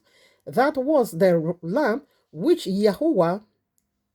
Okay, lamb. Okay, a ram, excuse me. And you see, anyways, in Genesis, in Genesis, we also get, oh, my father, I love my Abba Yahuwah too much. The accuracy of Abba Yahuwah is just too much that my head is just, confused over here. Anyways, 17. And Abraham lifted up his eyes and saw, and behold, a lamb was caught in a thicket by his horns. That was the ram which Yahuwah Elohim had created in the earth in the day that he made earth and heavy. This is Yahushua, people. And this is the lamb he also slew in Genesis 3, and now used the garment to cover Adam and his wife. Because he knew darkness has already, the battle did not start here anyways, it started in heaven. And he knew the battle started in heaven, and Allah, Jesus, all these devils, where the darkness that cover the surface of the deep, they are the dark. Genesis 1, they are the dark over there.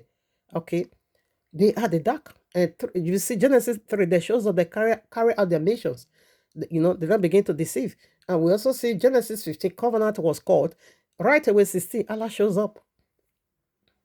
It just shows up. So Abba Yahuwah knew already, provide the lamb already. That was why I keep saying your blessing is older than you. Okay, now 71. For Yahuwah had prepared this lamb from that day to be a burnt offering instead of Isaac. Yeah. And this ram was advancing to Abraham when Satan caught hold of him and entangled his horns in the thicket, that he might not advance to Abraham, in order that Abraham might slay his son. If you read it in the popular royal law we carries, he was saying that lamb horns was broken, but he didn't tell us why, what break it. It was Satan that broke his horns. It was dragging. It was battle they were dragging, So through that process, Satan broke the horns of that ram. And I can also say that was the thorn of the thorn they put on Yahushua's head. They torture him. Okay, they would really torture him at the cross. The thorn they put on his head. Yes, the thorn they put on his head. That could also be the hands of Satan torturing him. His 2 hands was pierced, his 2 feet was pierced, his head was pierced all over because they put a thorn on his head. So the 3. Imagine you break the horns of the ram. Blood is going to gush out. Exactly the blood that gushed out at the cross. Matthew 27. Where they fix that thorn of crown. That they call it crown. Thorn of crown on his head. In mocking him. While doing the works of redemption for you and me. 73 now. And Abraham, seeing the ram advancing towards him, and Satan withholding him, fetched him and brought him before the altar, and he loosed his son Isaac from his binding, and he put the ram in his stand. And Abraham killed the ram upon the altar and brought it up as an offering in the place of his son Isaac. And Abraham sprinkled some of the blood of the ram upon the altar and exclaimed and said, this is in the place of my son. Yahushua took the place. And this is, okay, in the place of my son. And may this be considered this day as the blood of my son before Yahuwah. And all that Abraham did on that occasion by the altar, he would exclaim and say, this is in the room of my son, and may it this day be considered before Yahuwah in the place of my son. And Abraham finished the whole of the service by the altar, and the service was accomplished before Yahuwah and was accounted as if it had been Isaac. And Yahuwah blessed Abraham and his seed on the account. And Satan went to Sarah and approached him. I told him, say, your son is dead already. Though Mama Sarah still died on this day. That one really hurts me. That one really hurts me. Instead of Isaac. Mama Sarah still died, but I don't want to read that. See, Satan again, turn again. It was just 76. And Satan went to Sarah, and he appeared to him in the figure of an old man, very humble and meek. And Abraham was yet engaged in the burnt offering before Yahuwah. And he said unto him, doest thou not know all the works that Abraham has made with thy only son these days? For he took Isaac and burnt and built an altar and killed him and brought him up as a sacrifice upon the altar. And Isaac cried and wept before his father, but he looked not at him, neither did he have compassion over him. And Satan repeated. Anyway, Mama Sarah died. But she did not die because Satan told him this. Because Satan also returned back again to told her. Because when Satan told him this, she ran mad. She now began to say, what?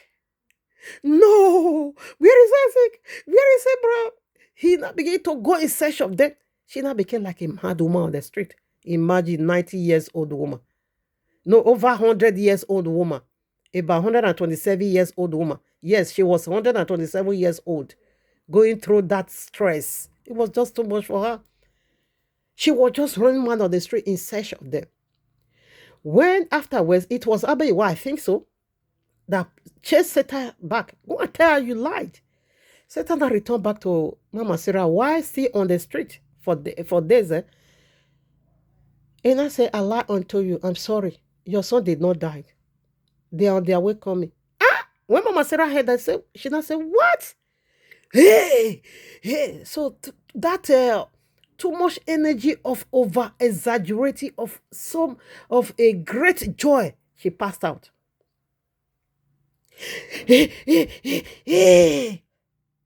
Isaac is alive. That was how she just died. She passed out. That was how she died. She couldn't believe what she was hearing. My son is alive. That was it. When she get to know that Isaac did not die, the overjoy was so great, exceedingly huge joy in her heart that she couldn't control. The joy was so violent that she breathed her last. That was it. But that one pains me, okay? She shouldn't have died like that. Anyways, family, we are done for now. Should we still go back to that of Allah? No, that one is perfectly clear. You see nonsense? So do the judge. Abba Yawa said, you are my witness. So do the judge. I'm done. Thank you, Abba. Love you so much. So on the Shabbat, we will touch on another part. I'm out.